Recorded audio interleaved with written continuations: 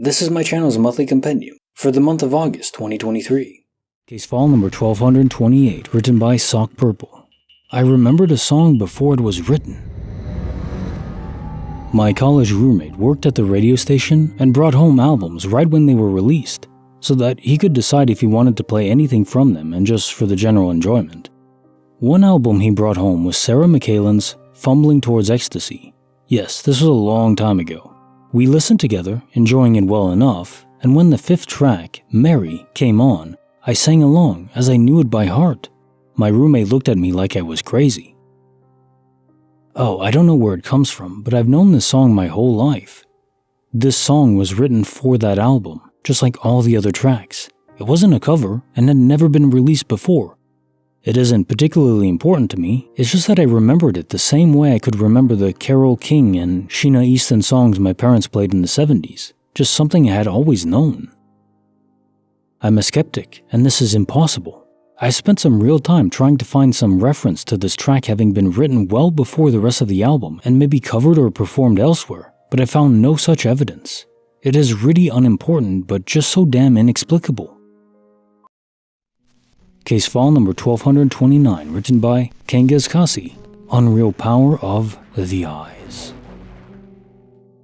You know that feeling that someone is staring at you? Imagine that, but tenfold, like a group of people was all suddenly staring at your neck. I got that feeling, twice right before something went wrong. I called it the eyes, when talking about it to my friends. First time when I was walking in thick snow with my dogs, and it stopped me in my tracks. My dog didn't stop, and only a few steps ahead, he fell through ice into a body of water I didn't know existed in the area. I still don't know if it was a little river or a pond, because I didn't stay to check.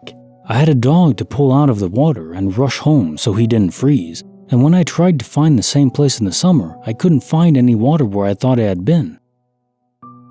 The second time, I got that feeling in a forest again, but ignored it. The ground gave away under my leg, and my leg got momentarily trapped in some kind of animal tunnel. I twisted my ankle real good and had to hop home while using a big tree branch as a cane, but was fine in the end. I have gotten the feeling since, and I just bolt out of the situation now. I don't know if my animal instincts are just on point when it comes to the ground under my feet, if it's sturdy or not, but that feeling of being stared at is horrifying, and it just feels very unexplainable to have known something was about to go bad just before it did. Case file number 1230, written by SD for BDA, the Chiropractic Guardian Angel. I had graduated high school and moved back to where I grew up as a young child. Moved in with my grandma. I had been visiting a chiropractor where I had lived previously due to injuries and whatnot. Anyways, I had been telling my grandma that I needed to find a chiropractor in that area as my back was giving me issues. Too much powerlifting without proper instruction, and wrestling had done a number on it as well. The first weekend that I was there, we went to the grocery store to get some food. In one aisle, a lady started talking to me like we already knew each other. I wondered for a little bit if it wasn't somebody from the church that I had attended as a child. She told me never to go to the chiropractor. When I asked her about it, she told me that their adjustments can go wrong, and there was a young man that she knew that died after having a spinal adjustment. Not going to lie, freaked me out a little bit, because I had a spinal adjustment that actually allowed me to continue to play. But yeah, this lady continued to tell me about how people have died after chiropractic adjustments. There was no lead up to this conversation other than her saying that I looked athletic and might consider it. The second the conversation ended, my grandma walked back up to me and asked what I was doing. I told her I'd just been talking to the lady right there, and how funny it was that she walked up to me talking about chiropractors after I had just told her an hour ago I needed to find one. My grandma asked what lady I was talking about, because she never saw me talking to one as I was perusing the items on that aisle. I turned to point her out, but she wasn't there.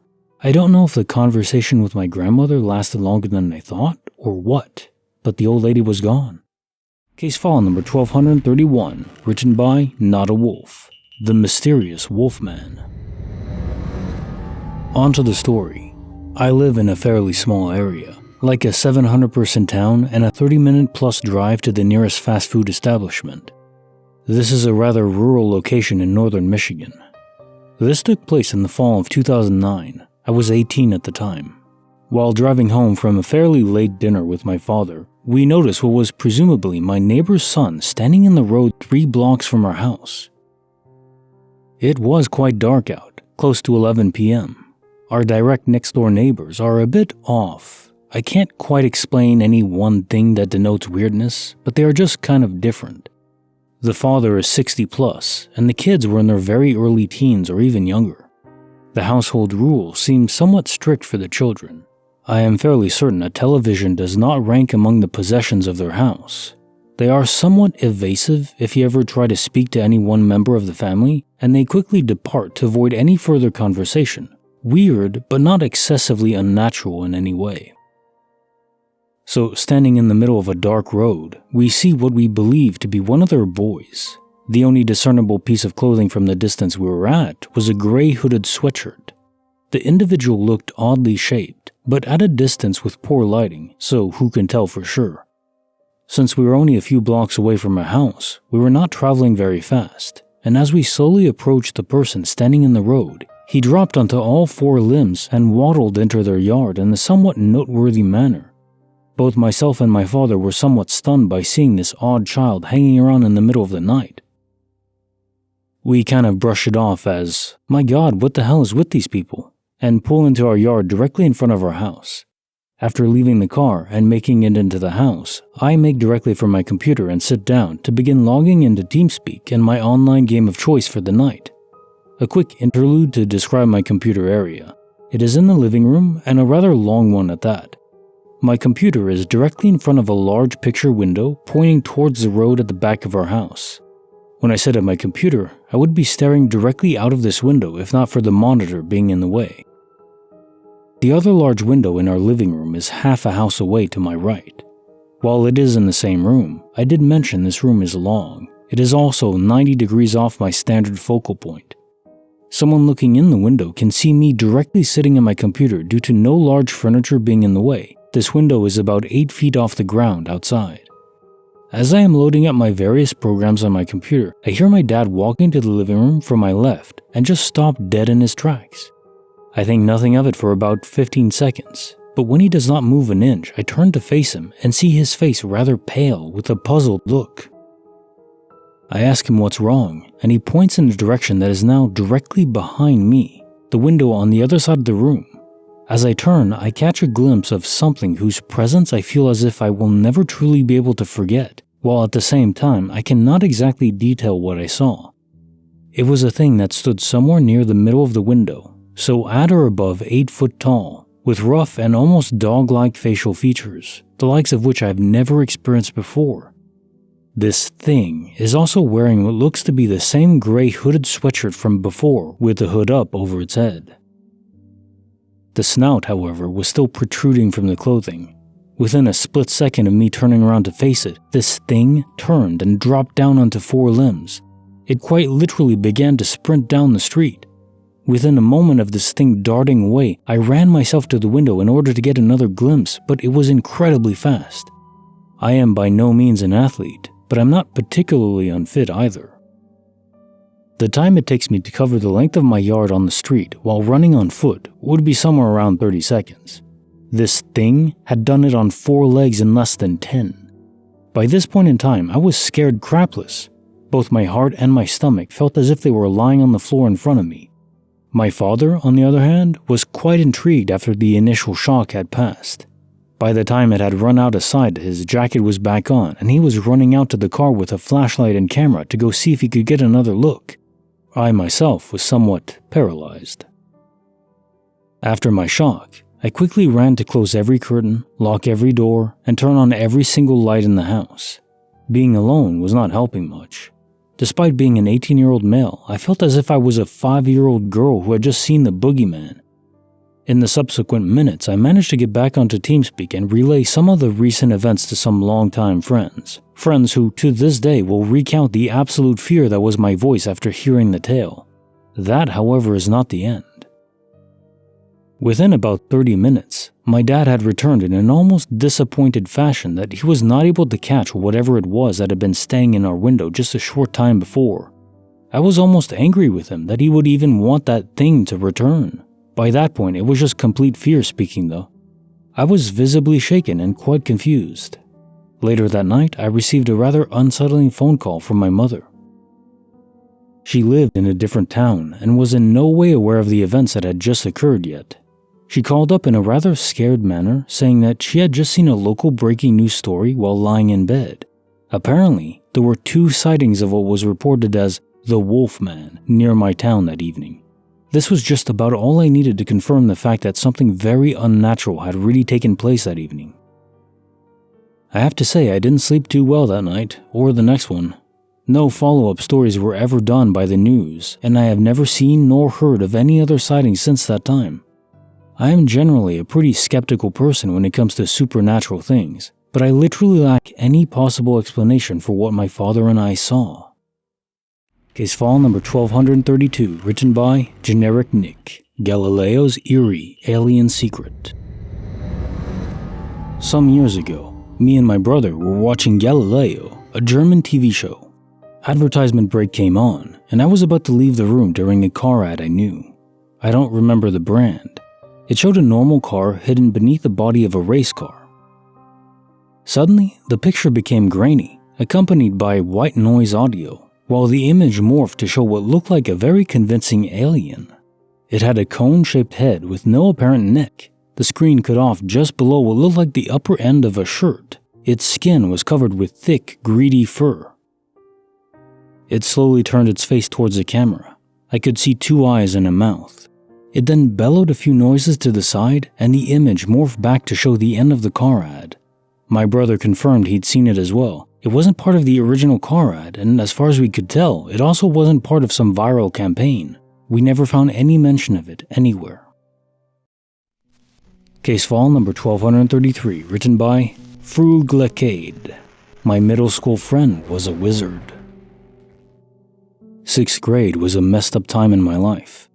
My best friend would tell me he was a wizard. At first I scoffed, because middle school people make up stuff all the time. He told me he had a mastery of snow and ice and could lower air temperature. He also told me he could visit people in their dreams. One day, at the end of the day, I asked him to prove it. We were all crowded around the door waiting for the bell to ring when in something like 2 to 3 seconds, the air temperature dropped about 20 degrees. I started to freak out and asked everyone if they felt how cold it was. They were all hugging themselves. I was really freaked out. I thought about it for the rest of the week, I'm sure. Another instance was I dreamed I was a NASCAR driver and I saw my friend in the crowd. I woke up and went to school, and before I had said a word to him, he asked me if I enjoyed being in the race. Another period of freakout, and I distanced myself from him for a while. His dream visits continued and continued to freak me out. I didn't like the idea that even my own brain wasn't safe. Eventually I told him I didn't want to be his friend anymore because I was not comfortable around him anymore. I asked him to stop visiting my dreams. He did. He later told me that he gave up messing with magic and we became friends again slowly. He later would switch schools, but I remember that in 8th grade, I was on the bench during one of my basketball games and I was speaking with my friend when his name came up in casual conversation. My friend told me a story about when the first friend touched his arm and it went numb and became cold to the touch. Anyway, I have never been able to explain this, probably never will. Creepy file number 107, written by Whiskey, Haunting at the Cliffs of Mayo. 2 summers ago, west coast of Ireland, my family, a bunch of Americans, led by my crazy old man, are rushing to see the famous Cliffs of Mayo before sundown.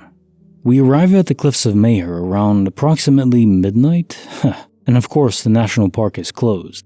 There is only one other, abandoned, vehicle at the far end of the parking lot. Naturally, Dad decides we're going to see the cliffs no matter what. So 4 of us, my dad, myself, and 2 of my brothers, hop over the gate and begin our ascent. We crack some jokes about the Garda coming up to arrest us as we do. We can hear the waves of the Atlantic Ocean crashing up against the cliffs, but we can't see much at all. The only light is that of the moon and the stars. Now, I don't know how many of you have actually been or seen the Cliffs of Mayo, but they're actually a pretty cool thing. There's a big set of stone stairs leading up to a ridge that overlooks them. At the peak of this ridge, I see an old, medieval-looking tower. I'm a little loopy from sitting in a packed minibus for several hours of driving, so I pretend I'm a Viking storming the castle. I start gallivanting up the stairs, probably causing a ruckus as I go, and I start to get away from the others. Finally, get to a point where I need to take a breather, and I look to my left to hopefully get some sort of view of the water. But there, looking out over the sea, is a woman, mid-20s I'd say, dressed in dark but modern clothes, and she's just standing there, staring at the horizon. I froze. I don't make a sound. She turns around and looks at me. I can't make out her features, but she doesn't seem friendly or happy to see me. Maybe 10 seconds pass. I hear my family members coming up the steps. The girl turns and just guns it down the stairs. She's at the point where my family is and just runs right past them, ignoring my dad's jovial, "Hello." She runs all the way to her car, the one parked at the far end of the lot, apparently, and speeds away. That's it, she's gone. Weirder thing was that we came back the next day when it was light, and I went to where she was standing. In the stone, there was a little image drawn. Could have been a fleur-de-lis or maybe a face, something symbolic, but I'll never know. So we began to speculate. Was she a jumper about to commit herself to the sea? Was she tossing ashes over the cliff? Was it a true to form banshee? All I know is that it kinda scared the crap out of me. Case file number 1234, written by I Am No Man When Pizza Disappears. I was at home alone when I was about 14. Ordered a pizza. Half an hour later, I see a kid on a tricycle riding up my driveway towards my door, followed by a man with a box. I automatically assumed it's the pizza, not really wondering why he had his kid with him. The pizza place is close, so I thought maybe they walked.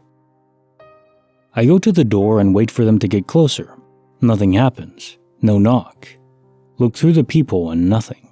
Open the door and look around to see nothing.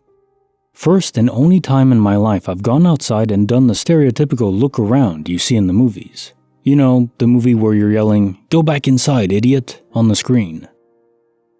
My house has a driveway that leads to a sidewalk and then to our door. I saw them maybe 10 feet back from my door when I went down, and then they were gone. I have no idea what happened or what I saw. They weren't anywhere down the street, they were just gone. Still can't explain that. Case file number 1235, written by Anonymous. The chilling encounter on Wilsonville Road. Okay, I'll share. I was 12. It was sometime in October 2002. I played softball as a kid, which dragged on from the summers into Sundays of fall.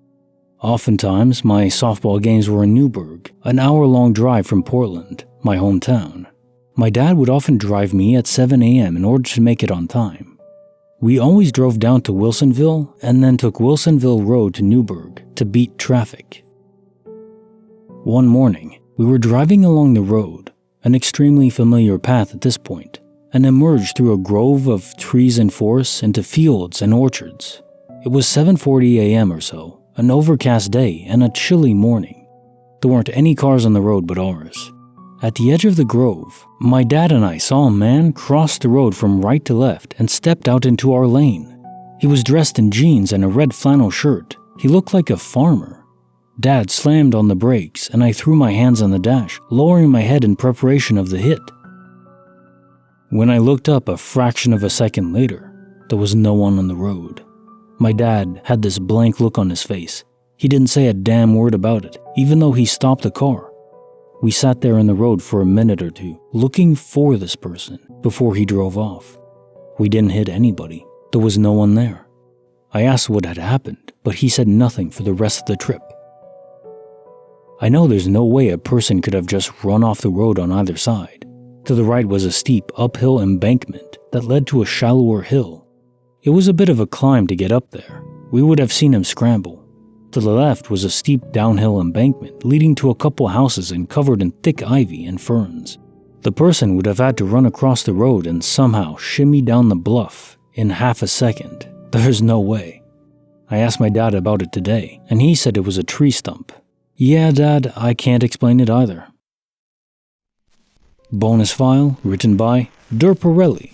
This ghost just wanted to play ping pong. I had just arrived at a crowded frat party back in college in a large, old frat house with some friends from the dorms. I was leaning against the doorframe of an empty room, chatting with one of my friends and waiting for a turn on the beer pong table. Only a few feet away were dozens of college kids mingled. In the empty room, there was another regulation-sized ping pong table with cups filled with water set up at both ends for playing beer pong. But since the room was smaller, no one really used that table since it was so cramped in the little room. As my friend and I were chatting, all of the cups on both sides of the table fell to the floor, spilling all of their water. We thought that maybe there was someone hiding under the pong table, just fooling around and bumped the table, causing the cups to spill. As we looked around the room to see what caused the cups to fall, the entire pong table flipped onto its side and crashed into the wall about a foot off the ground as if some huge person got pissed and threw the table. Other than my friend and me standing in the doorway, the room was completely empty and nothing was attached to the pong table, like rope or string or something that someone could have possibly used to manipulate the table. I didn't see any mist forms, feel eerily cold, or have any weird or negative feelings that people say they feel when a ghost or spirit is present. We were the only two people at a huge party to actually see what happened, but everyone heard the crash. After explaining to the president of the frat what had happened, he didn't seem fazed at all. Turns out, creepy crap like that happened a decent amount at that house, although it was usually little stuff like doors opening and closing, or small objects being misplaced or knocked to the floor. I like to think I'm a rational person. I never believed in the paranormal before that had happened. Case file number 1236, written by Exist Alive, My Mysterious Week in Norway. In 2011, I was doing the post-college backpack through Europe thing.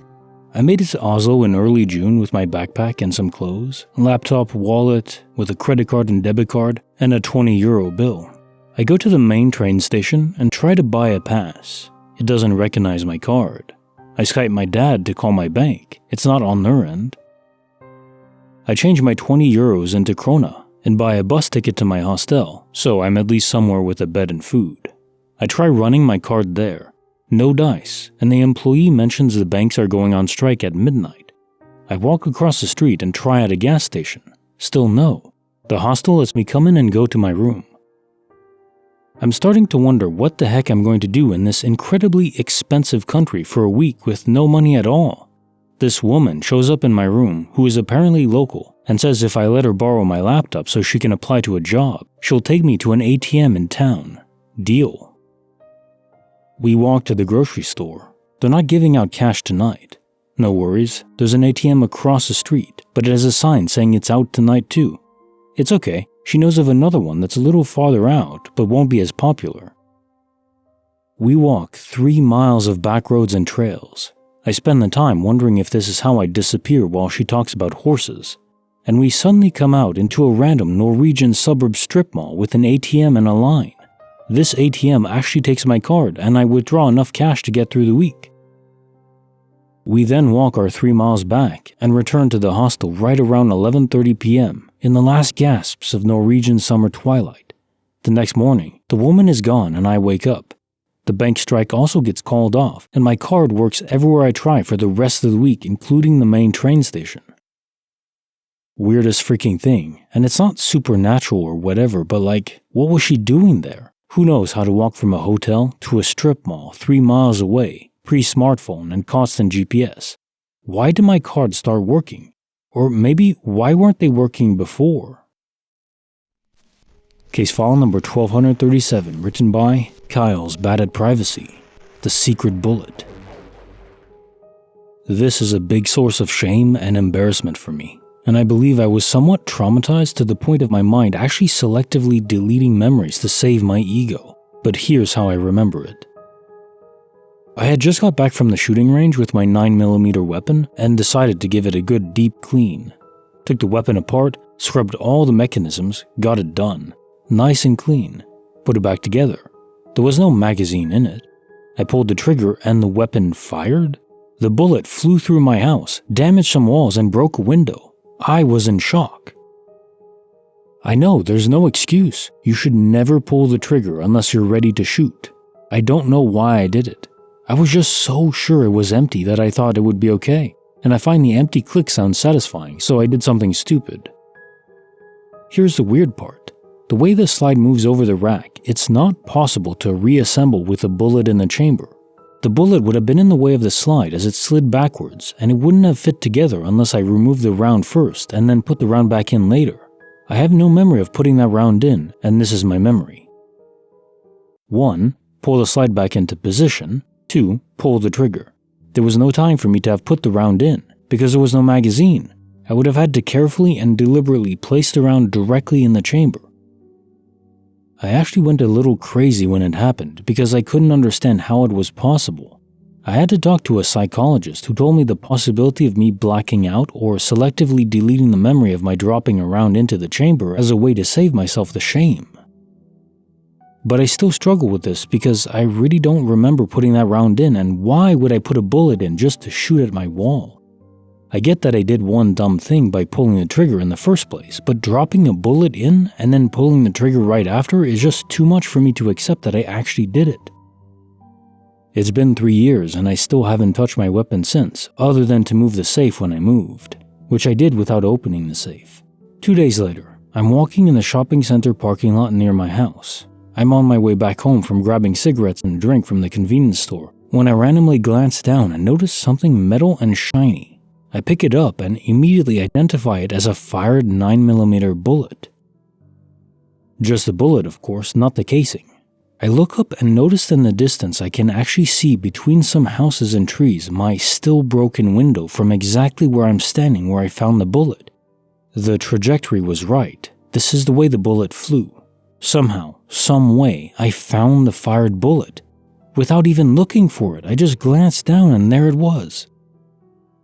Now, it's totally possible I found someone else's fired 9mm round in exactly the place mine should have landed, but given the situation, there's no doubt in my mind that something unexplainable happened.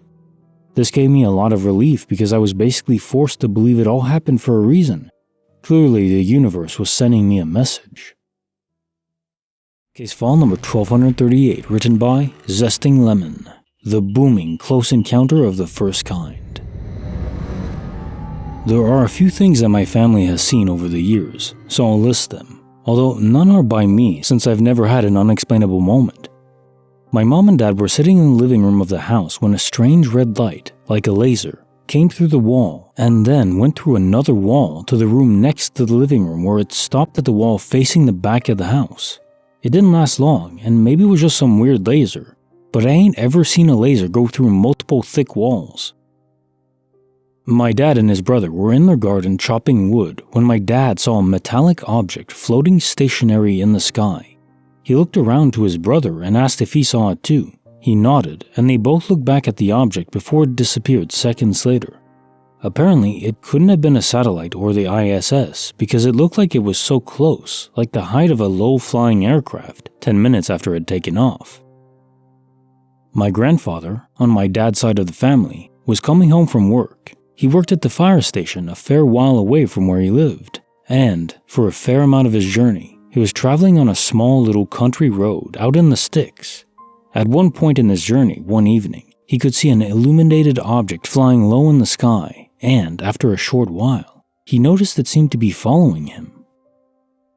He carried on driving, and as far as he was aware, it still seemed to be following him. Eventually, he got home and spent the rest of the evening with the family. But when he went to bed, apparently he looked out of the window. He could still see the UFO hovering just outside the house. This is where it gets weird. A long time ago, my dad had a friend who he doesn't really speak to now, but after a while of knowing him, he got to know his dad as well. They all got on well and often shared a few pints at the pub.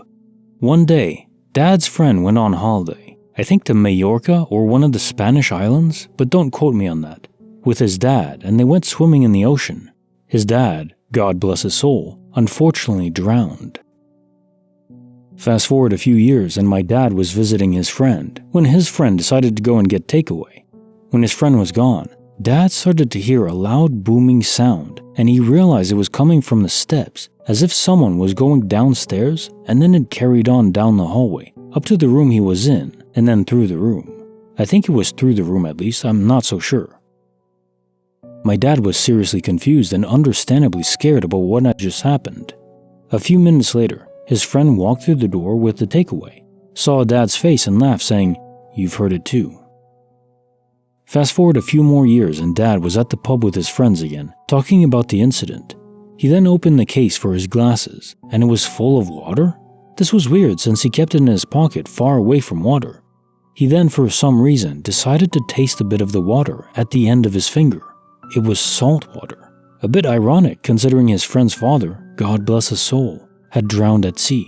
Apparently, he has repeatedly found salt water in places after thinking or talking about the incident. The water manifests. Bonus file written by J.N. Hummel. Parrot communicating from the beyond? My granddad died when I was 6. My nan took it pretty hard at first, but after a few weeks, she became a lot more cheerful. My dad talked to her and asked her how she was doing, and she said she was a lot better, now that granddad is back. When he asked her what she meant, she said she meant exactly what she said. Granddad had been gone, but now he was back. He would come and sit in his favorite chair, and she put on the TV for him, and the parrot would talk to him. My granddad had bought a green parrot on a whim from a pet store a few years before. Not long after this started, some of the family had gone around to my nan's for Sunday lunch. My mom and my aunt helped her with the cooking, and we'd all just sit down at the table getting ready to eat when there was a sound of a door opening and closing upstairs, and then footsteps. They went down the hallway, and then we heard another door creak open and close. Everyone just looked at each other.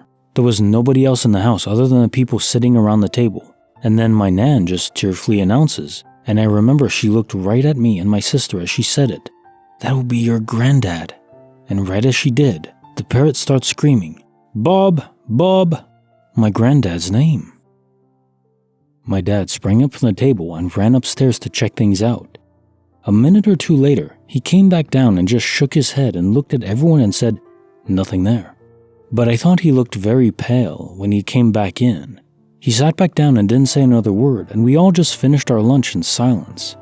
Within a matter of months, Nan was back to normal. No more talk about Granddad coming to visit, and now she was referring to him in the past tense.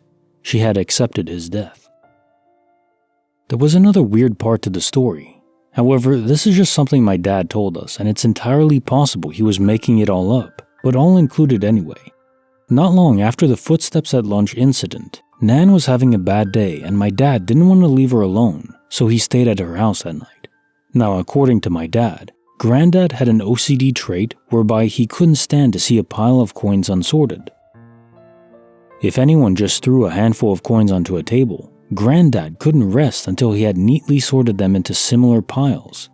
As my dad was getting ready for bed that night in the spare room, he threw the coins in his pocket onto the dresser. The next morning, when he woke up, the coins had been sorted and stacked into neat piles. Case file number 1239, written by Abrujis. A strange afternoon I can't remember. One day I got home after college and felt very tired, so I went to sleep somewhere between 2 and 3 p.m. I woke up at 8 p.m. because my parents woke me up so we could go have dinner. When driving to the restaurant, I told them I was very tired and I slept all afternoon. They all laughed and told me I was working all afternoon, on my computer, in the living room, and then I went to sleep for a few minutes before they woke me up. I have no memory of it. I didn't know what happened that afternoon. The browser history confirmed what they said. Apparently, I slept, but I also worked. Case file number 1240, written by Taters.2. My Worthless Precognition. I have worthless precognition. All my life I've had moments when a certain vision will get stuck in my head. The first time happened when I was in high school. For a week I had a vision of me handing something to someone sitting on a box. I had that vision every day, randomly. It would just pop in my head. Fast forward to Saturday night. I got invited to sing with a friend's band. We were both terrible, but it was fun. He told me to bring any music I'd like to try. I had a cassette tape in my back pocket. So we're in his basement setting up. I'm plugging in my mic. The drummer behind me says, "Did anyone bring anything to play?" I took the cassette out of my back pocket and turned around and handed it to the drummer, who was sitting on a huge amp. Me handing something to a person sitting on a box. It was like the world stopped for a second. Then it went on, and I never had that vision again. I've had visions like this my whole life, but they're always unimportant, non-world-shaking little moments or actions that have literally nothing to do with anything. Once, I had a vision of opening a door and seeing someone I knew. It was a weird vision, where we each stop, frozen, like we're unsure what to do. Days of this, that's all.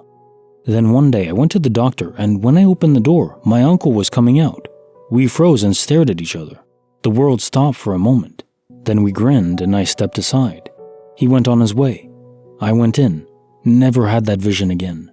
It would be neat, except we saw each other on an almost daily basis for years.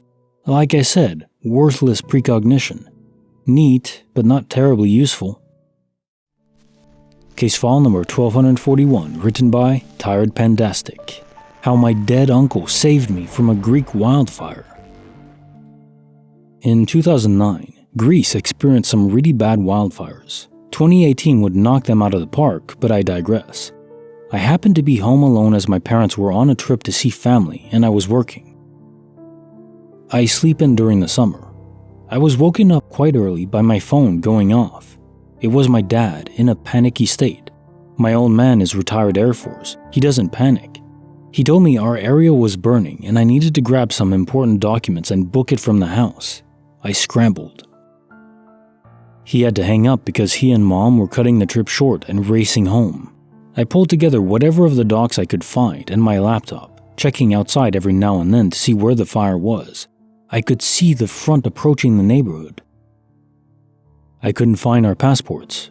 I started panicking. Out of nowhere, I heard my uncle, my dad's brother, and the most chill man in the world say, "Upper shelf, on the right, under the book." And yep, that's where they were. I grabbed them and fled, again my uncle saying, "Better go to the square with the spring," which was like 5 minutes from my house, but brought me out of the direction of the smoke and where our family friends found me and kept me company till my parents made it home. We were very lucky. The wind changed at the last minute and our house was spared. Only one house burned in our neighborhood and nobody was hurt. My uncle died in 2002, leukemia. I was pretty close to him and my dad felt his loss very much. His funeral was the first time I saw my pops cry. I haven't told him what I heard that day.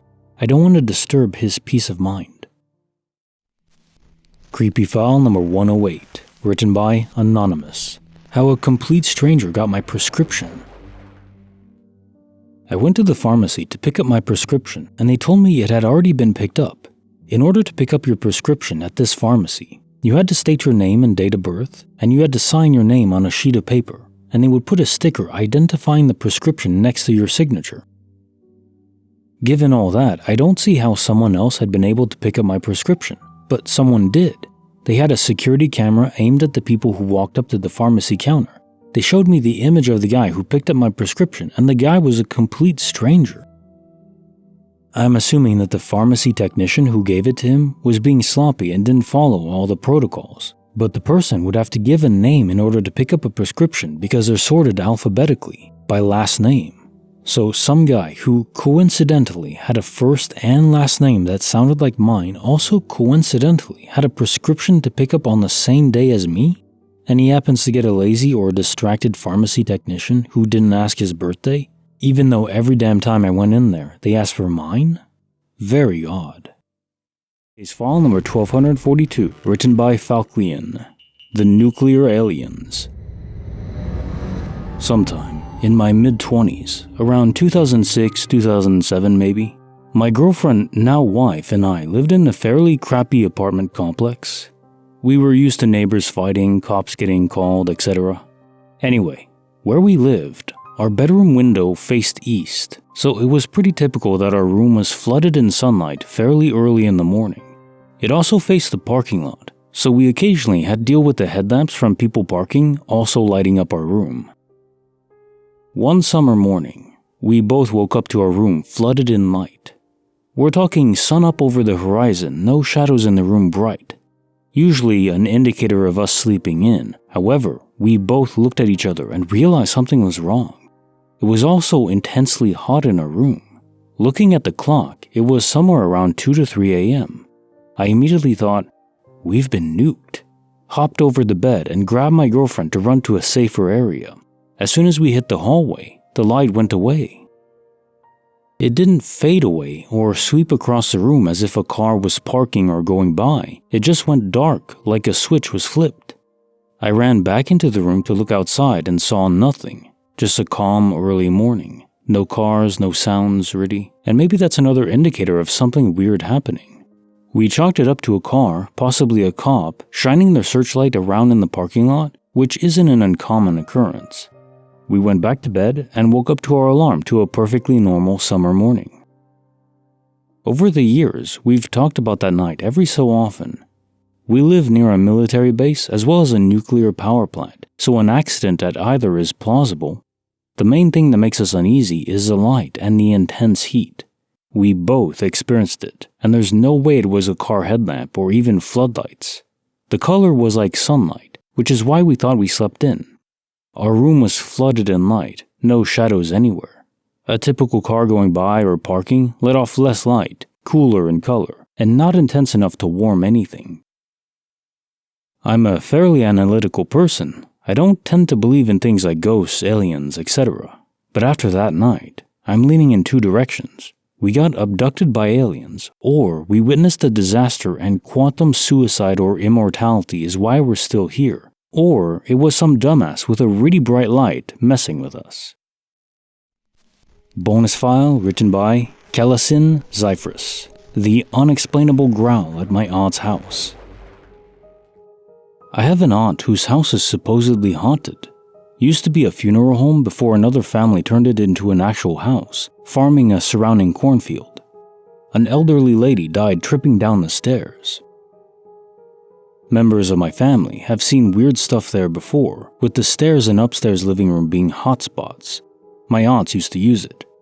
My mother got really freaked out when she saw what she thought was my cousin go running up the stairs, yelled at her to not run up the stairs, and then my cousin popped out of the downstairs living room asking what's wrong.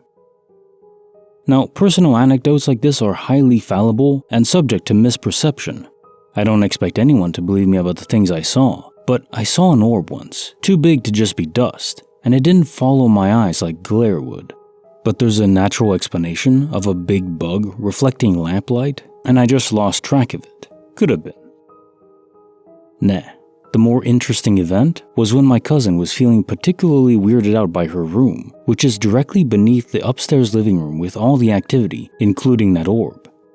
I'm interested in these things from a scientific perspective. So I offered to sit in there with her and see if we can get something to happen. We go in, I ask anything there to do something. Nothing happens. I sat on the bed with my back to the wall, talking with my cousin for a bit. And then there's two knocks on the wall behind me. I even feel the vibration. We both hop up and check the adjacent room to see if someone else in the family was messing with us. Nothing. They're all on the other side of the house. Pipes, maybe. Cousin thinks I knocked on the wall, but I didn't. So we go back and see if we can get anything else. Nothing. Eventually, my aunt walks in to check on us. And right as she walks in, a distinct canine growl rings out from the center of the room. Both their eyes go wide. I'm processing what I just heard and ask if they both heard that. Yeah, the last family had a dog. So I don't know what that was. The obvious explanation of ghosts is there, but science is about gathering verifiable, repeatable evidence. Explanatory theories are only useful if they have predictive power. If explanation, then X will happen under Y conditions, and almost all attempts to prompt ghost activity either fail or have an existing explanation that the event can't be unraveled from, like the bug or pipe thing. But that growl was weird. 3 of us in different spots heard it from the center of the room. I can't think of an explanation other than a sound of a dog growl spontaneously generated from the center of the room, or we had a simultaneous auditory hallucination. The most likely explanation from my perspective is I don't have a good natural explanation for what the 3 of us heard that day. Case file number 1243, written by Anonymous. A time warp adventure in the woods. So, I'm 14 at the time, maybe 15, and my friend is over. We're jamming, playing music, eating some mac and cheese, drink some coffee, decide to walk up to the park. At the time, I'm living on the outskirts of a county, mostly woods, but there's this park that leads to a series of creeks and streams gifted by natural spring, Econ Fina. It's about noon at this point, 11:44 to be exact. The repeating numbers stick in my head to this day. The park is about 4 miles up the road, and we head out. Get there and decide to explore the woods for no good reason. We start walking through the paths or following creeks, generally having a really fun time. We come across this single-family home in the middle of the woods in pristine condition, but with no inn or outlets. Just this bizarre, seemingly inaccessible house in the middle of nowhere. We laugh about it and move on. It's been a few hours. We're hot, itchy, ready to head home, so we backtrack. It doesn't take long to realize we have 100% no clue where we are or how to get back. We panic. Start to kind of run a while, then stop and think a while. Try to listen for the highway. Try to figure out cardinal directions, etc. Finally, in a state of panic, we decide you can't see as many trees in one particular direction, so we just walk as straight as possible toward it. We do, finally, emerge out onto a road. We suss out which way to go back. We were a long way from the park. Finally made it to our road, and then back past the park and all the way home. I'm expecting to walk in to find my mother, long home from work, panicked about where we were. This predates cell phones. But no, empty house. Go inside to see how long we were lost, and the clock reads 11:52. It's been 8 minutes. I still talk to this friend often. This is nearly 30 years later. And every once in a while, one of us will bring up the time we got lost and stumble through the time continuum. Bonus file written by Chinese Chai Tea, The Red Sharpie and Bald Man. My ex and I were sleeping in bed. We had a twin mattress against the wall. It was a hot night, and he always slept shirtless. When he woke up the next morning, he was scribbled on by what looks like a red Sharpie marker. I went to bed after him, and he certainly didn't have scribbles from his neck down his back, and his forehead too. Here's the kicker. Neither of us owned a red Sharpie marker. We also just moved, and anything like that would still have been packed away even if it existed. I was up putting a roast on at night. I was pan-searing it before I stuck it in the slow cooker. I was wide awake and not even sleepy. I hear creaking and yell at the kids to get back in bed. I see something out of the corner of my eye and turn. I lock eyes with what appears to be a man's pale white, bald head, probably 3 feet to 4 feet off the ground. No body. He's looking at me, very pathetic looking, almost like a pleading face, like he's begging. His head is standing out against the wall. Thinking this thing will go away, I blink. It is still there. I had to turn away from it physically and run out the back door. I called my husband at the time to let me back in the house, and then the bald man was nowhere to be found. Bonus file written by Chinese Chai Tea, Demonic Voice from a Broken Doll. In 1995, my dad, brother-in-law, and baby nephew sat on the couch in the living room, coming in from a cookout because of a bad storm outside. I had this old My Pal 2 doll with a broken back, no batteries. It was thrown in an old toy bin for my nephew to play with. My nephew pulls it out and starts tapping buttons. It obviously doesn't work. Then the toy turns its head 360 degrees, looks at my dad and says, "God," in a drawn-out, demonic-sounding voice, then turns its head back and stops working. My dad was an atheist, and his eyes lit up in total shock. My brother-in-law and I couldn't believe it. My dad took it out of my nephew's hand and sat it outside, and eventually threw it away. Another time, a cousin and I were in the basement. My mom needed to go to the store and told us she was leaving. We sat down there, and we heard her leave. About 5 minutes later, we heard her come in the door and say, "I need help, come get some bags." We heard rustling like she was dropping them in the doorway, movement of feet and shuffling sounds. We both thought that was pretty fast. She had to take longer than that to get to the store. So we ran up and found the door locked and her car not in the driveway. She wasn't home, and we were scared crapless. We sat on the porch and waited for her to come back almost a half hour later. Her exact words as she got out of the car was, "I need help, come get some bags." She wasn't in the house. She never came back. The last one. When my son was about 2, I was living in this crappy apartment. He was extremely sick and threw up everywhere in his bed. I didn't have any quarters for the laundry machine. Every time I gave him clean covers, he'd just throw up again and again. I couldn't leave him. My husband wasn't home and I had no way to wash his bedclothes. So he starts babbling. He could speak very young. I think that being sick, he keeps talking about a man and a lady. The man had a green shirt and the woman had a hat on her head. He would say hi, point and wave. I didn't think anything of it. So a few minutes later, I'm washing some stuff and find a stack of quarters on the windowsill that I knew were not there before. I turned around and found another stack on the entertainment center. In the end, I had enough money to wash all of his bedclothes. Thinking back, the man and woman he described sounded like my grandfather, who always wore a green mechanic shirt, and my aunt, who died of cancer, who always wore a turban on her head before she passed. They both died the same year, right before he was born. Case file number 1244, written by Bardo5. A James Dean song, Foretold of Tragedy. I love to ride motorcycles, but never ever forget how dangerous they can be.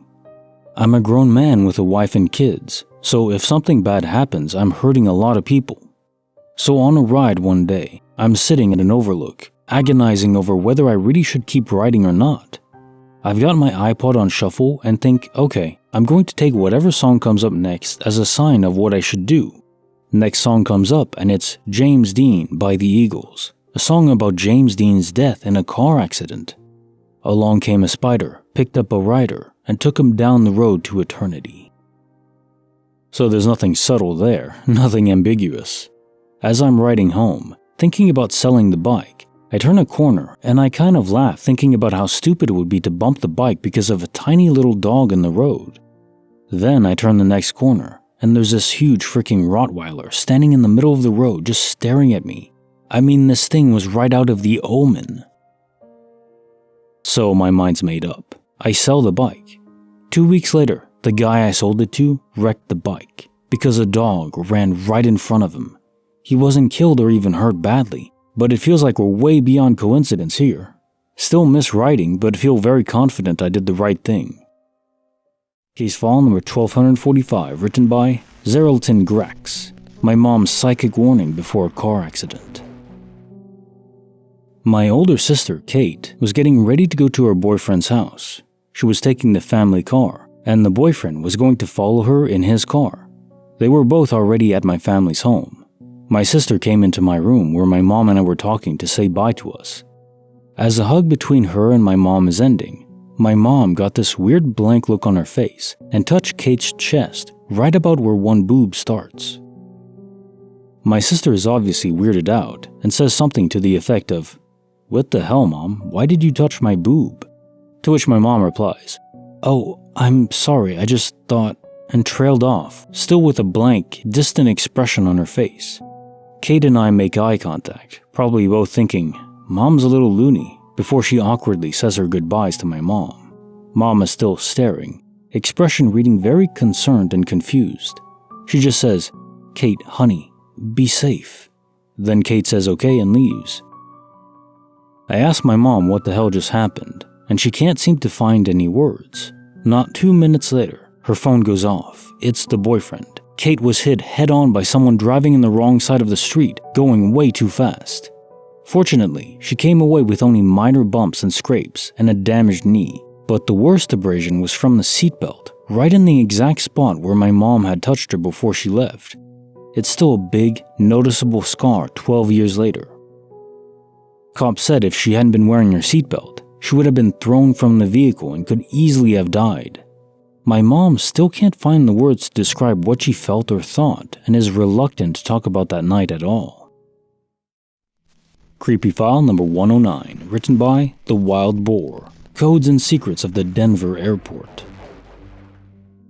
Back in the late 80s, during the summer, my family was flying from Denver to our house a couple states over. This was in the old Denver airport, not the one we all think of now.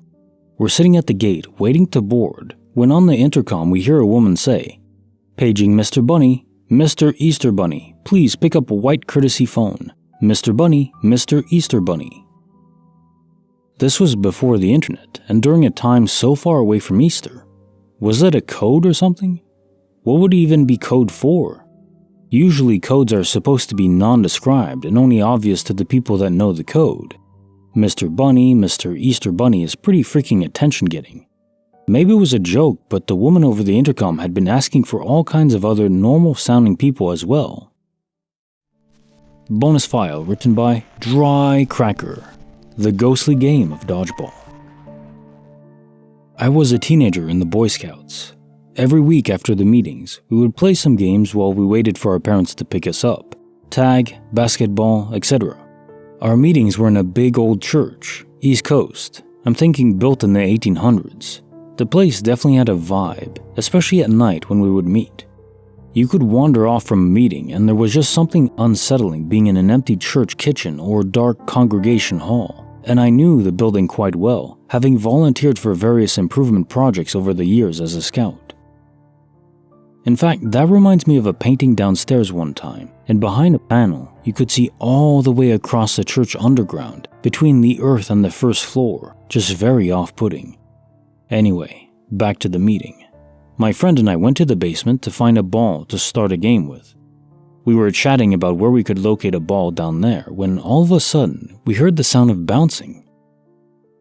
I turn around the corner and in an empty hallway, just plain walls on either side, is a ball. The inflatable type you could grip and use for, say, dodgeball, bouncing as if someone had just dropped it. Dub, dub, dub, dub, dub, dub, dub, dub, dub, dub. It came to rest and my friend and I just stared at it in terror. I'm not sure how much time passed before someone called for us, came noisily down the stairs and retrieved us and the ball.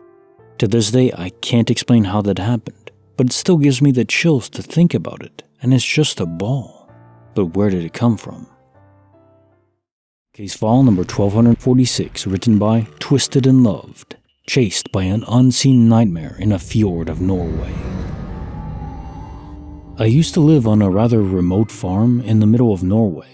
My home is located at the end of a fjord that will take you out to sea, and after a while to civilization in the big city. You can also drive into town in about 4.5 hours from my home, but this is more or less just to give you an idea of the sense of scale. I have 2 neighbors about 40 minutes away from my home, but they are seldom at home, so I'm for the most part alone with my dogs and farm animals, sheep mostly, and a few pigs.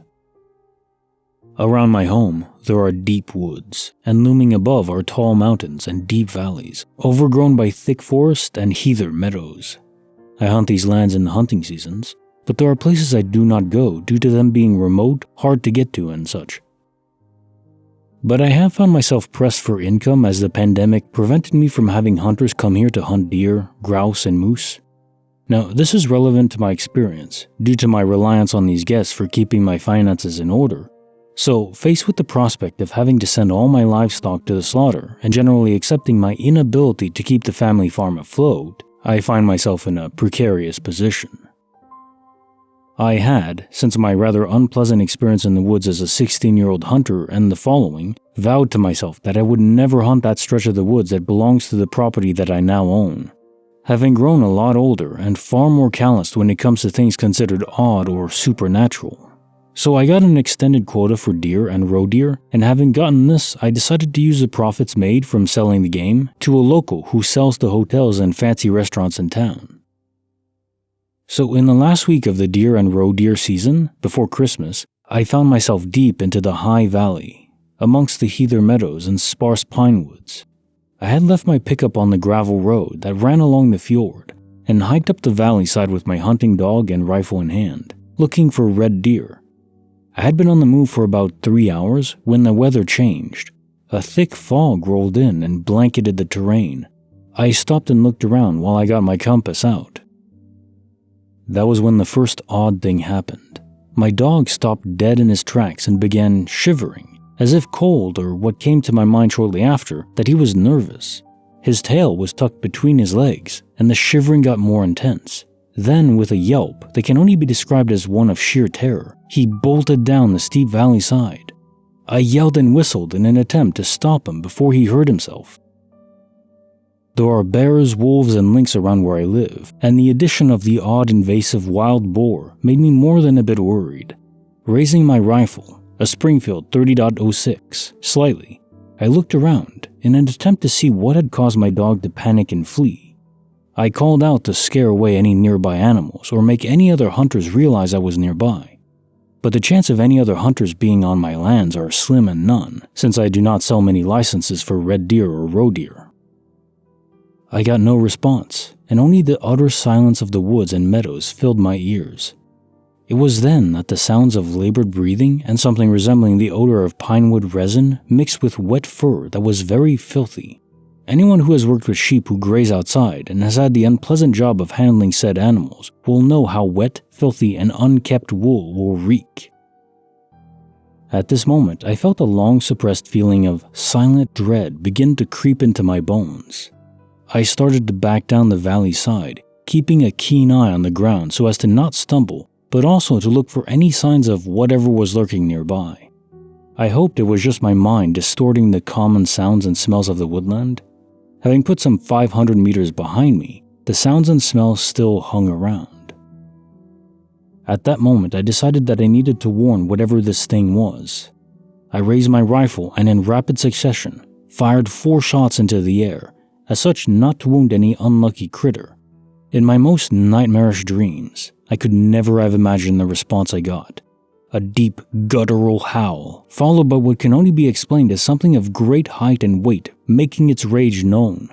A stone the size of a rucksack came hurtling down, about 10 feet above my head, and landed with a great crash far down below. I am not ashamed to admit that at this moment, I soiled myself as I ran like a whipped hare down the steep valley side. I dropped my backpack and binoculars somewhere in that valley side. The only thing I kept a firm hold of was my rifle. A primal instinct in me told me I needed something to defend myself with, although what chased after me, screaming in primal rage, would not have been fazed by my gun. Hell, I doubt anything short of several .338 Winchester mag rounds to the body would have done anything short of annoy it. I burst out of the woods along the gravel road and ran until I could taste the mixture of blood and bile in my mouth. Upon reaching my car, I vomited all over my boots and felt like my heart was about to explode from fear, looking around to see if my pursuer was still after me or lurking around. But no stench of wet wool hung in the air, well, except my soiled pants. I shouted for my dog for what seemed like an eternity until my nerves caused me to climb into my car, drive as fast as I dared along the gravel road until I saw my home. Climbing out of my car and walking on legs that felt like they were made of gelatin. My heart nearly stopped when I saw my dog. He was a mess, muddy, his fur thick with twigs and heather, his eyes wide with exhaustion. I fumbled with my keys and unlocked the door and let myself and my dog in. In the hours that came, I showered, cleaned myself up, and took care of my dog. But my mind and body were ravaged with fear. Every sound I heard made me almost jump. I did not sleep that night, and when my significant other came home, she commented on how worn out I looked, and how equally strung out my dog was. This took place some weeks ago. Last week I was out with the garbage, when the smell of wet wool and pinewood resin filled my nostrils. Now I am lost for what to do. I will be damned if I end my days in the woods, but who knows? Time will tell. Case file number 1247, written by Egoplasm. The 5-hour drive to nowhere. So I used to be in a punk rock band, and we used to drive out to our drummer's house to practice. Our drummer lived in this secluded old house that was placed way off the main road by several country roads and a long as hell gravel driveway that led back into a heavy wooded area.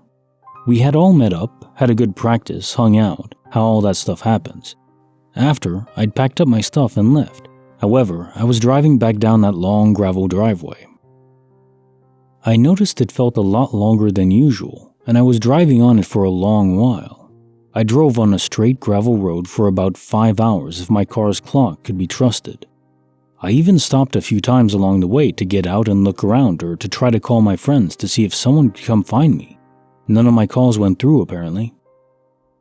The road stretched perfectly straight for hours and was flanked on both sides by empty cornfields. I couldn't see lights from local farmhouses or the nearby town that I lived in, which was weird because you could almost always see the light pollution from that town at night. Just perfect black on a road I didn't know. After a solid 5 hours of driving and feeling exhausted, I blinked and found myself sitting in my own home's driveway, car idling, and only 30 minutes had passed as it was only still about 1 a.m. To this day, I have no idea what happened, and I even still joke about it to my old bandmates that they should expect a phone call in the middle of the night from a much younger me. Case file number 1248, written by Children of the Night. The Remarkable Journey of Hudson. One night, I dreamt 2 people were handing me a black dog. They said to me, "This is your dog, and your dog's name is Hudson." I held up my hands as if to ward them off and replied, "No, I already have a dog," which I did. 1 month later, there was a terrible wildfire which destroyed many homes. The day after the fire, a couple I knew, animal rights activists, showed up on my doorstep. They had a small young black dog with them. They didn't tell me her name. She had lost her home in the fire. They begged me to foster her for a few days, telling me they would soon find her a new home. I took one look at her and said, "No, that's okay, I'll keep her." I named her Hudson, and she was the most amazing dog ever, the best dog in the multiverse. All the dogs I have owned before or since could not compare to her. Super smart, super devoted, there was nothing she couldn't learn. I love that dog so very much. She has been gone for years now, but I think about her every single day. Bonus file written by Emilius Brown, The Unsettling Californian Giant. I was 17 years old and lived in a very small rural community in central California. It was late spring 1996. My best friend and I were bored and decided to take a drive, something we did frequently. Bear in mind that where I lived, I was basically surrounded on one side by mountains and the other by over 80 miles of flat, sandy valley. Anyway, it was about 11 p.m. and we had been driving out towards the valley on a dirt road for about an hour. Descending down into the valley from the hills, I spotted a glimmer of reddish-orange light. We of course drive another 20 minutes towards the glimmer and come upon it. Coals. The glimmer was embers or coals of a fire. Where we were, there was nothing, and I mean nothing. No bushes, no trees, no hills, nothing. Not for at least 10 miles in either direction. Flat. We shined a handheld spotlight all around and didn't see anybody or anything. We decided the proper thing to do was turn the truck around and throw dirt on the embers by spinning the truck tires. As my friend backed up the truck, I looked out and rolled down my window, and not 5 feet from me was the largest man I've ever seen. Black, shirtless, bald, wearing only denim shorts, at least 6'5", 300 pounds, and staring right at me. I yelled, "Drive, drive, drive!" And without even looking, my buddy tears out of there. When I catch my breath, I explain what I saw. He's still driving 50, 60 miles per hour on a dirt back road toward town, which at that speed, we could reach town in about 30 minutes. Of course, my buddy never saw anybody, and he and I both think I'm losing my mind. Remember, there was nothing out there besides the coals. No car, no motorcycle, nothing. No way for anyone to be out there other than by foot. I should also mention that heading back into town, there were any number of dirt roads back in, and I'm talking hundreds. Trails, roads, hills, hell. We were in a 4x4, we could have made our own road if we wanted to. We ended up coming down a rarely used dirt road, and on the last curve before pavement, just outside town, the same man steps out from behind a tree, looks at us, and shakes his finger and head at us as if he was scolding a child. We both saw him this time, and when we looked back, he was gone. This is the only story in my life I have no explanation for. First, there is no possible way this person could have known which way we'd go back into town, especially with enough time to hide and then wait for us to come. Second, and I know I already said it, but there was no vehicle out in the flats. There just wasn't. To this day, I get the creeps just thinking about it. Case file number 1249, written by Donacia, my daughter's time-defying double. So this past weekend I was doing laundry. My washer works fine, but I have to go to the laundromat to dry the loads because my dryer went out. Well, our washer is stored in the basement. The basement door is clearly seen from the spot that I sit at in the living room. The couch that I sit on is also on the wall connecting to the back sliding patio door and the back window on the door to the left of the couch and the window to the right. My kids were all playing outside, running in and out. On a trip for my middle daughter, I asked her to go downstairs and get the laundry that I put in the washer. She went to the bathroom that is directly across from the basement. Then, when she finished, I saw the basement door open. However, I also saw her run past me and go out the back door. And by the window being on the other side of me, I heard her voice yelling at kids in the backyard. I was playing my game on my phone, but I did see and hear her. I have 3 girls, but they all look different in heights and looks, and I know the difference in their voices as well.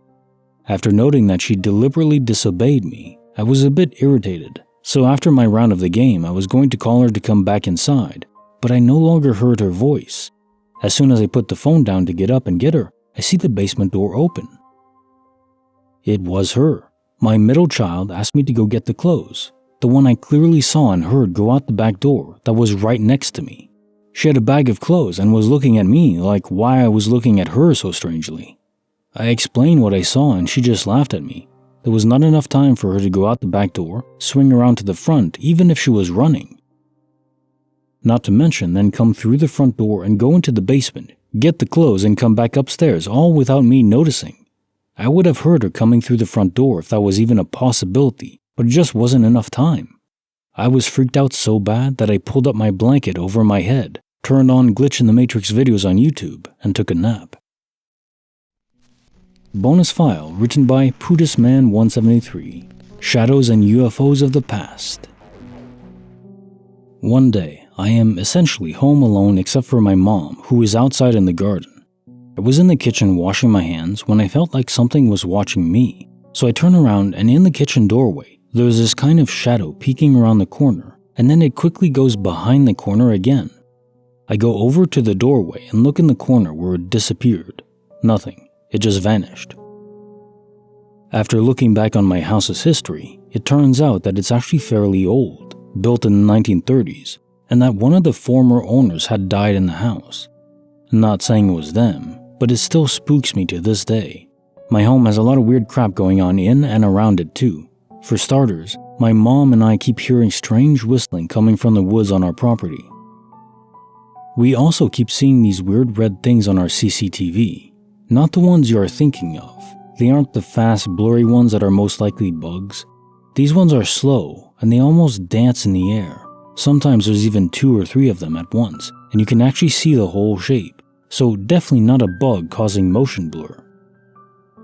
Definitely not a camera glitch either, because they appear on multiple different cameras.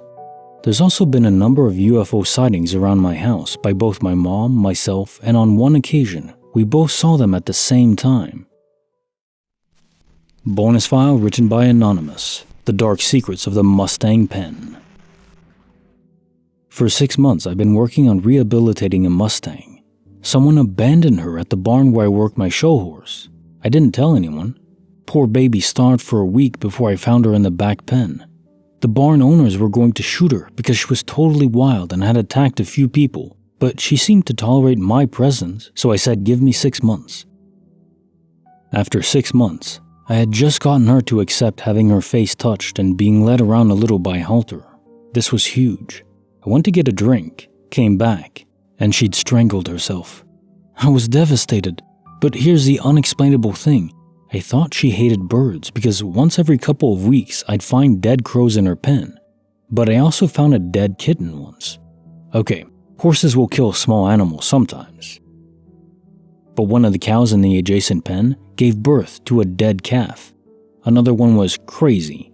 Horses who get along together would start attacking each other when placed in the adjacent round pen. My mild show horse would just run and run and run until she was exhausted in there. And yesterday, I went back to the Mustang's old pen to ensure everything was all cleaned up, no standing water or anything. And there were dead crows everywhere. They'd broken their necks. They'd gotten stuck in the Latila fence. They'd drowned themselves in the water tank. There were dead snakes and toads and tarantulas. And the cow who was crazy got moved to a different pen, where she has stopped screaming. Something is wrong with that patch of ground. Could be an underground cave in sandstone giving off some weird subterranean sound. We are demolishing the entire area and not putting any more animals back there. I have since talked to some old-time ranchers in the area. Apparently, there are several spots where animals cannot be housed or they will fight, panic, even kill themselves. I still think it's subterranean caves in the sandstone, but this area is also the center of a triangle formed by 3 nearby massacre sites. Case file number 1250, written by Starry Tacos. How a blister saved my life. I was walking to work one morning, along a route I'd taken for a couple years by then. Bright, sunny day. It was a little over a mile, and I tended to walk quickly, so it usually took me not quite half an hour. I'd bought a new pair of shoes a couple days before, but this was the first day I wore them. About halfway along, I started to notice some chafing on one of my heels. I knew what it was, a blister developing, but figured I put on a band-aid when I got to work and kept walking. The chafing got worse, and I stopped a couple times to see if I could adjust the fit of the shoe, or if maybe retying it would help. I ended up just walking slower than usual, and was 2 blocks away from my work, about 5 to 10 minutes later than I would have been if I'd been walking at my normal pace. I reached the last block, and ahead of me, the entire wall of a brick building collapsed out onto the sidewalk and out onto the street, crushing a car parked at the curb. A crew had been working in the building for a week or so, gutting the interior, and they accidentally knocked out the entire exterior wall. If it weren't for my new shoes and the blister they caused, I'd likely have been under the wall when it collapsed, and I would not be writing this. Case file number 1251, written by Just a Wet Potato, my father's final gift. My dad had undiagnosed heart issues. The last night I saw him alive, I was dropping him off to his semi-truck so he could start his 4 weeks of driving before coming back home. He gave me this letter and money, told me to open the letter when I got home, but the money was so I could buy things for my brother while he was gone, because he would be over at my house a lot. My brother was 12 at the time, and my parents were going through a divorce. Looking back, the whole night was strange. It was a mostly clear winter evening with no prediction for a snowstorm, but on the way to the city we were going to, it let loose, massive blizzard. We had to stop at a Denny's and decided to have breakfast at midnight. We talked for hours over coffee, food, and cigarettes. I quit shortly after he died. When the storm cleared up and it looked like the roads were good again, we left. At his truck, we loaded his things up and he said he would call me in a few weeks. He didn't have a cell phone, and at the time neither did I, only a house phone. Then he said he would see me later, and I had this feeling come over me that I would never see him again. He was giving me a hug and I squeezed him a little tighter and said I don't think I was ever going to see him again. He pushed me back, gave me a little smile, and then pulled me in tighter before saying he loved me and sent me on my way. I left in tears. When I got home, I read the letter, and it basically told me how proud he is of me, told me to take care of my brother, and he loves me very much. Tears again. Several weeks later on, the night he died, I couldn't sleep at all. I was anxious and my chest was tight. There was another huge snowstorm, and I stayed up playing games on my computer and watching The 10th Kingdom. At about 2 in the morning, I decided to lay on the couch and put on music to see if I could fall asleep. Shortly after, I had the most pain I've ever felt in my chest. It took my breath away and made me sick. The moment the pain stopped, the song Daughters by John Mayer started playing. Up until that point, I'd never heard the song. I fell asleep right after. My husband woke me up at about 8 a.m. and took me to bed, and I kept telling him my dad's dead. My dad died. He thought I was dreaming. Around noon, my husband came back into the room and told me I needed to wake up, and I told him again my dad is dead. He then told me my aunts and uncle were in the living room. I walked out and told them my dad was dead, which is what they were there to tell me. My aunt was upset because she thought I had gotten a call and chose not to tell them. I had to show them my caller ID history to prove that I haven't gotten a call. My dad died of a ST segment elevation myocardial infarction, STEMI, or widowmaker heart attack, at 2:23 that morning. Case file number 1252, written by Anonymous, the time traveler in a 1940s suit. Back in the 90s, I was in New York City for an engagement party. The venue was a non-smoking event, which kind of started sporadically back then, not as common as it is now. I went outside for a smoke and noticed this gentleman standing outside in a very outdated suit, carrying an even more outdated suitcase. I would say his attire was mid-1940s. We started talking, and he told me he was down on his luck and was homeless for quite some time. I asked him if he needed money, and he was more than happy to accept. I handed him a 20, and he was very gracious. A few friends popped out a minute later. No more than a second went by as I turned around to greet my friends, only to look back at the gentleman, and he was gone, with a $20 bill on the sidewalk on the ground where he was standing. There was literally no place for him to have ducked into to hide. I picked up the $20 and just shook my head. My friends told me how lucky I was to find the 20, when one friend started to tell them that I didn't find the 20. He was watching from inside the restaurant and told my friends that I gave the money to a guy I was talking to. However, when he was about to go out with the rest of the group, he was surprised to see that the man had left. I told them what just happened, and they started to look around for the man. After about 2 minutes, they gave up. Case file number 1253, written by 30% Crunchy. My mind was mystified on the beach. When I was 9 or maybe 10 years old, we went on a beach vacation with our extended family. This was right at the start of the trip, and I was playing in the waves with my glasses on, and of course, a big wave crashed down on me, and my glasses were gone. I was absolutely devastated, both because I was afraid my parents would be furious. I wasn't supposed to be playing in the water with my glasses on unless I wore this big ugly floatable glasses strap that I hated, but also because I have awful vision, and I'm essentially blind without my glasses. I made my way back to my parents and told them what happened.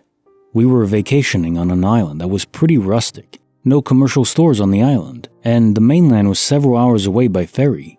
My poor mom spent the rest of her day attempting to make calls to my eye doctor to try to get a new pair of glasses somehow made and sent somewhere relatively close to us, which would still take the better part of a week and be pretty expensive to do. This was the 90s, and we weren't able to easily order a new pair like we might be able to do so today.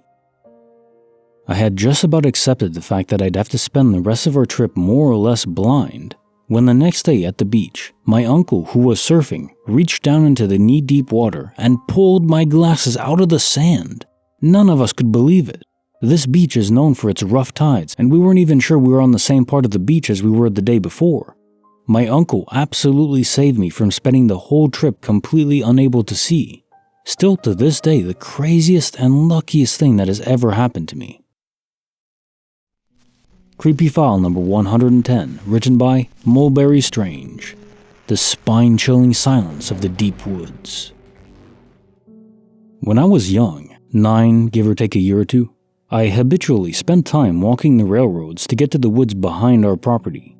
I loved spending time there and knew the area very well. On one particular evening, though, that changed. I had been wandering around gathering random things to bring back to my fort. A larger tree with railroad spikes for climbing that I had found, and I realized it was getting dark fast. I had stayed out too late and now risked the wrath of my parents. As I made my way back, it was getting more dark than it normally does. Storm, maybe. I had no light source, and as night hit hard, the woods looked different, of course. But I suddenly felt like I didn't know the landmarks that normally guided me home. As I stood there, I realized there was no noise, no wind, no insects, no animals. I had never experienced that before. I knew my directions at least, and kept heading in the same direction, and I finally hit the tracks.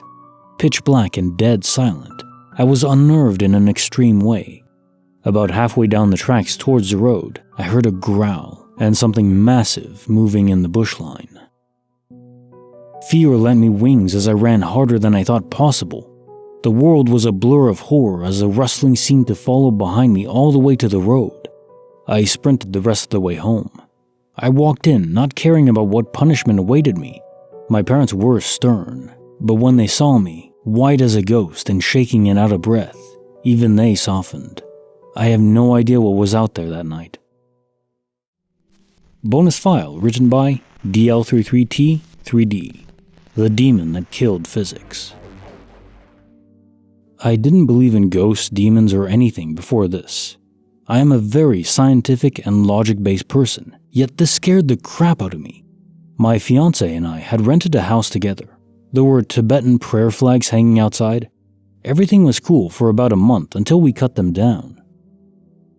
The first instance was not anything crazy. She, a devout Catholic, had hung a crucifix on her bedroom door. Nothing weird ever happened in that bedroom. We would wake up in the morning and find small figurines on the shelf turned backwards, and one day found them broken. It was only weird. Around Christmas, she traveled back east, and I was at the house by myself. There was a halfway connecting the two bedrooms with a bathroom in the middle.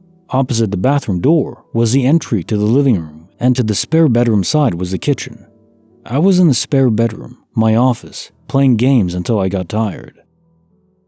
All the lights in the house were off, and when I walked out of the room into the hallway, after one step, I heard a menacing growl and felt breath on the back of my neck. I spun 180, flung my arm into the bathroom, and turned the light on. Whatever it was gone. As a few months went by, the entity would become more menacing, banging on the door to our room, breaking every Mary statue in the house, and moving things in the kitchen. We told our friends the weird things that were happening, and they hooked us up with someone that claimed they could exorcise whatever it was. At this point, I am skeptical, but I humor them. She shows up and walks in the house, turns around and walks out. She didn't say anything to us as she walked to her car. "Hey, what the hell?" She replied, "I can't help you. Leave that house be." The last night there, I heard voices in the kitchen and what sounded like the door opening to the side of the house. I grabbed my gun thinking someone was breaking in. We lived in a pretty bad neighborhood for the cheaper rent.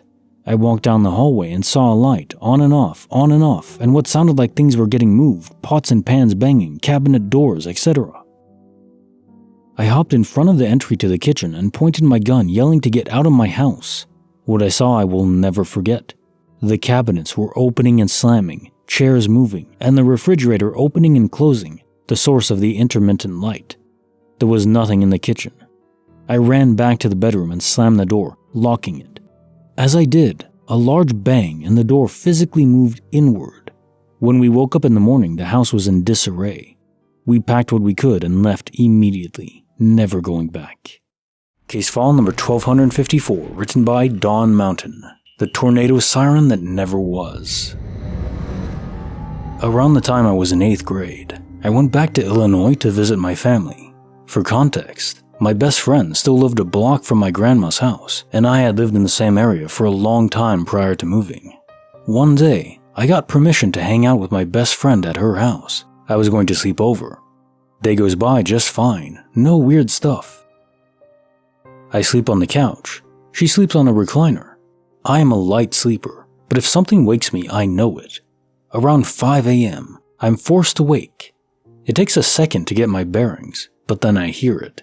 It's this loud, constant sound. Think of a tornado siren stuck on its lowest setting. I turned to my friend, who was awake but listening to music via earbuds, loud enough for me to hear. She just nodded and said, "I hear it too." She sat next to me and we waited. It sounded like it was coming from the other side of the wall, the outside wall, which had around a 10 to 15 foot drop to the ground. It was so loud it was deafening. Around 7 a.m., it started to fade, but in a way that made it sound like it was walking away. In the next room, there were no doors, was her mom and brother. We asked if they heard it because it was so loud they had to, yet they didn't. What's more, my friend has told me that same day, around 9 a.m., I got violently sick. My grandma had to come get me. I don't remember this at all. Thing is, I know it wasn't a tornado siren. I know that area like the back of my hand, and I've heard the sirens from my friend's home. It's a grid, meaning some people can barely hear the sirens while others are next door. At her home, it's very distant. My friend doesn't like to talk about it, but it's been years and I won't ever forget it. Creepy file number 111, written by Saint Stony, the stranger who vanished in the rain. My friend and I would drive out to the bush, Australian, to smoke every night. We had a spot we'd go, about 20 minutes drive from the closest civilization. There were still houses out there, but they were more rural properties and farms. We'd go to the top of a long, steep road that ends in a walking track into a national park and forest. The road ends in a cul-de-sac, and I'd always turn around and reverse down into the bushes, so the car and us were facing the road up the hill. One weeknight, after midnight, we were sitting there smoking, watching The Office on a laptop in the rain. Out of the rain and darkness, in front of us, a white shape appears, walking towards us. A man in a white dress shirt and black pants walked over the hill directly towards us. It was almost 1 a.m., raining, and at least 20 minutes walk from the closest house. We freaked out, dropped our smokes to try and account for the car full of smoke. This guy did not at all acknowledge us, but walked over the hill, right past the car, and onto the walking track into the national park. We were more worried about being caught with substances than anything else. But soon after the man walked right past the car into the darkness, we realized it was strange. I hit the brake to illuminate the bush behind us in an eerie red light, but we could not see him anywhere. Nothing else out of the ordinary happened, and after we calmed down, we kept chilling and watching The Office. I'll never know who that guy was or why he was walking alone into the bush after midnight in the rain in dress clothes, but never paid attention to us despite passing within a meter of our car. My friend and I refer to him as Sad Guy, as that's the most reasonable explanation we could come up with. Not exactly common in my part of the world, but it wouldn't be the first time someone wandered into the bush to end themselves. And that's the story of the strangest thing that's happened to me. Not exactly flashy, but something that has stuck with me ever since it happened. Bonus file written by Anonymous, The Ghosts of Shiloh Battlefield. Nearly 25 years ago, I was at the battlefield in Shiloh, Tennessee, with a buddy of mine who is a Civil War aficionado. This was smack dab in the middle of summer, and it was incredibly hot and humid.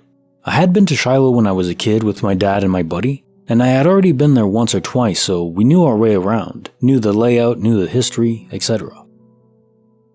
When the battle was raging in 1862, soldiers would cool off in a pond, and also die in it, hence its name. The Bloody Pond.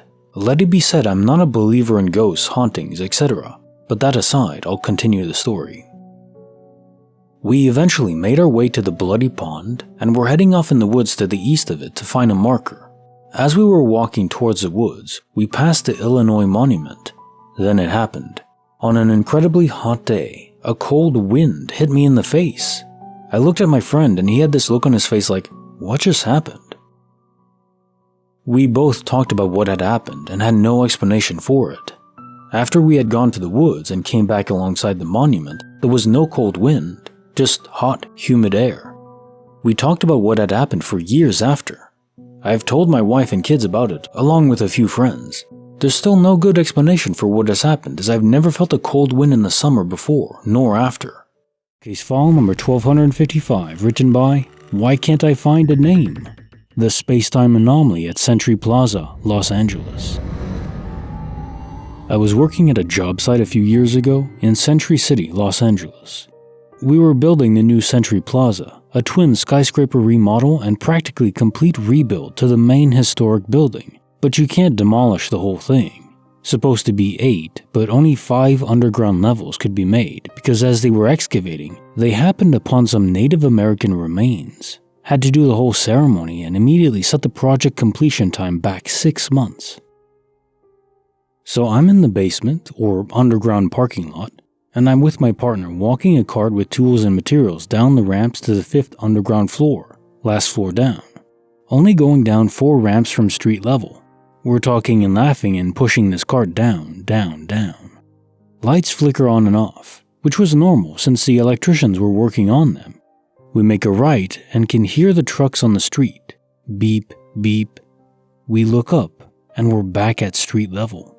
Never once pushed up a ramp, only down. Walking down for about 10 minutes, roughly 60 feet underground, only to wind up at street level. That was just one experience from this place. Apparently, that place is super active in the what the hell did I just see realm. One security guard quit on the spot just after sunset because he said he saw a little girl in a white dress running around the 16th floor, then run through the walls. Could hear her giggling apparently. The job is way past its scheduled completion date now because of various spiritual reasons. I could go on forever. Scissor lifts randomly disappear after we remove the controller and keys. I spent an entire shift searching for our lift only to find it on the 20th floor. Had to reschedule the crane for the next day to rig it and pull it out and bring it to ground level. Freaking wild crap over there. Case file number 1256, written by Crimson Marksman, the Pakistani that challenged the heavens. Pakistani here. Me and my cousin Basil were setting up a tent over our cows during a somewhat cloudy night. The cows are sacrificed to aid to our god Allah as a sign of our faith towards him. We went to the roof to set up the tent at an angle over our lawn after setting it down on the other side. It starts to drizzle a little with some winds here and there. Now, the weather forecast said there would be a little rain, but not too much to worry about. Now, I am what you may call a man of less faith. I give food to homeless people rather than let God take care of them because, quite frankly, He did not take care of them. So I say to the heavens, is that the best you can do? Then God showed up. Suddenly, dark clouds started gathering, and a thunderstorm began with a burst of thunder and lightning. The lightning struck a tree not too far from here. Anyways, what started as a small drizzle turned into a flood. The platform we were on was somewhat deep, so it started filling with water. I was, oh crap, oh what the hell? What the hell is happening? Me and my cousin were almost done, so we didn't feel like leaving. Then, powerful winds showed up and knocked my glasses out of my face. It rained so hard, my shirt was hanging out filled with water. Me and my cousin were both screaming, not in the I'm scared kind of way, but most out of rage to finish this thing and go back inside. The wind kept pushing us backward, but against all odds, we managed to successfully hammer in the tent to the roof. Then, like magic, the rain stopped. My cousin just started laughing and went back inside. I didn't speak about it for months, fearing it was a sign of God's wrath. Then, after watching a video of horrible atrocities across the world, I realized God would definitely not take the time out of his schedule to punish his believer for a loose tongue. Then I told it to everyone. Bonus file written by Bob's Bud Barn 22, The Reign of My Sister's Soul. It's morbid, but it still makes me wonder and is the main reason why I think there might be an afterlife or spirit transfer to another realm after death. So the day my sister died was a horrific and absolutely worst day of my life. I was unfortunately very much involved in the final moments of her life. We had fought hard earlier over her addiction and what it was doing to her, me and the family. She was only 18, but I feel like she lived many lives before hers. After our fight, she went to the bathroom and blah blah, she began to die. But I laid on the couch on my computer to blow off steam. I did not realize at the time that my sister was dying, of course. I was just angry and pissed off and hurt. It was a hot Texas August day. We hadn't seen rain in a month or more. All of a sudden, I look out the window and it's a sun shower. It's freaking raining, but the sun is still beaming. I actually walked outside and put my tongue out to taste it. I felt such a relief rush over me. It had been a long 3 months since my sister discovered her hard addiction. But at that moment, I felt okay. It was so distinct that I looked at the clock before walking outside at 3:14. Later on, crap hit the fan and I found my sister.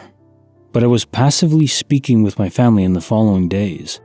I mentioned when I thought she might have died because I found her an hour later and we were trying to get a grip on the actual time of death with what the paramedics and doctors said. My dad mentioned 3:14. He also had a weird experience at the same time. He literally walked outside and took a work break right at that moment due to his uneasy feeling. My mom literally texted her the exact same time checking in because she felt off. Our whole family had a feeling at the same time on that day. It's unexplainable, but it happened, and we are pretty certain that's when my sister left this world. Sun showers still bring me the same feeling. It was as if she was saying goodbye. It's file number 1257, written by W. Reddit 90, Glimpsing Across Time in Granada. While studying in Granada, Spain, my friends and I would frequent a few different tapas bars. One in particular was run by a lovely husband and wife duo. The wife had a mysterious aura about her and often wore intricate jewelry and clothing. One day, I half-jokingly said to my friend, "I think she's from the future." In classic fearless form, he walked up to the bar and asked her, "Are you from the future?" She replied, "No, I'm from the past." Her beaded necklace proceeded to immediately fall apart with the pieces scattering across the bar. We all kinda just stared at each other and were pretty speechless. Over the next few months, we'd pry her about it, but she always played it off like nothing big happened. Fast forward to our last night in the town. We said our goodbyes to the couple and were waiting outside the bar for another friend who was using the bathroom. He exits with a spooked look on his face and opens his hands to reveal 2 beads. Her necklace broke as soon as you close the door. She wants person 1 and person 2 to have these beads. At that point, we all seemed to acknowledge that we had witnessed something truly surreal. Still hard to believe it happened, but I've confirmed the string of events with numerous people present in the decade since. Case file number 1258, written by Aza Universe. My phone went poof and saved my life. This happened 2 years ago. I gathered my purse and bags to head to the grocery.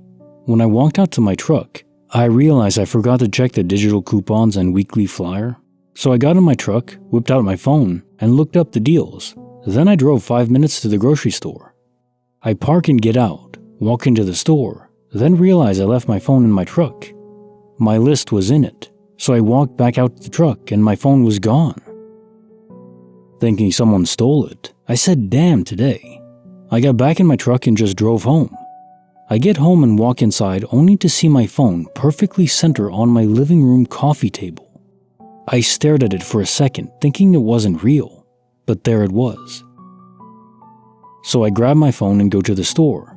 I finish my shopping and head back home. About halfway home, there's a bunch of cop cars and an ambulance on the highway when it goes over the bridge. I switch to the other lane, and as I drive by, I see that a big box truck had crashed through the concrete median and was almost completely in my previous lane. Had my phone not disappeared, I would have been in the exact spot where the box truck crashed through the median. Bonus file written by Snot Girl, the Black Shadow Stalker. When I was a young girl, up until I left home at 16, I used to see a black shadow or silhouette following me around at home, especially in the upstairs landing. For example, I'd be laying in bed and I'd see a black shadow in the corner, or I'd see it pacing in the hallway. When it moved, it was a lot fuzzier. It's hard to explain. I tried to see if it was a blowing tree from outside or something to explain its movements, but never was. I told my mom about it, but it was always brushed aside and I stopped bringing it up. I got a high-rise single-sleeper bed, and I could see above the door when it was ajar into my hallway, and I had a friend stay over. We slept next to each other, as kids do, and she also saw the pacing shadowy figure. I felt relieved when someone else saw it, and stomach-churning dread that it was really there. I continued to see it after I left home, in the corners of my room. I hated it, but I was kinda used to it in a messed up way. It wasn't an everyday thing either. Maybe once a month or so. I went through a rough patch and had a volunteer support worker come to help me, and she instantly felt the flat I was in was bad and something was there. I told her about it and she believed me, offered no advice, but recognized my fears. During this time, I met up with my mom and we started chatting. We don't see each other often, and we sometimes butt heads, but today was a good day and we started to talk about ghost stories. She has a few absolute blinders. She told me that her mate was sat on a chair in our living room and she had a view of the top of the stairs and she saw the pacing shadow thing. My heart dropped into my arse and I said, "What next?" They used to go to a spiritualist church and they actually brought it up and they said it was an entity that had attached itself to me. I had no idea of this or why I was only hearing it now, but I asked for more and there wasn't any. That was that. Well, whilst I was at the flat, I met my current partner, and when I moved out, we moved into another place, and I haven't seen him since. I felt the presence, very rarely. I don't get scared easily, but it's pretty much gone. few years back, me and my mates all pitched in and got a psychic to come to a friend's house and tell us all something. She was amazing and even predicted 2 ladies getting pregnant, and their genders, amongst other things. My turn, and she saw nothing really. Couldn't see I had a family or anything. Total block. But she knew about the shadow thing. Apparently it was an ancient spirit of a man that had attached itself to me and found it hard to let go. She offered her services, but it wasn't much of an issue anymore. Once I got my long-term current relationship, it all stopped. So yeah, that's one of my stories. Weird. Case file number 1259, written by Endulos. The Cryptic Morning Flash. So, one time in the summer between 2000 and 2002, I don't remember the exact year, I was sitting in my room just playing Aliens vs. Predator on my PC. It was about 5 a.m., so the sun was just rising. It was a clear, cloudless morning, nothing in the sky. All of a sudden, I saw a bright white flash that illuminated my room for a second, then went away. I was so confused as to what happened, so I went downstairs and Dad, who was getting ready for work, was looking around, confused as well, and before I could even say anything, he asked me if I saw the white flash too, and I did. We had no idea what happened, still don't. Another unexplained moment happened around 4 years ago. I went outside to take the trash out, and it was a bright sunny warm August morning, but the outside felt wrong. There was no sound at all. No sound of distant cars, no birds, no insects, no wind, nothing. It was like the world was dead. And any sound that I made sounded dull and far away, like I was hearing the sound through a blanket.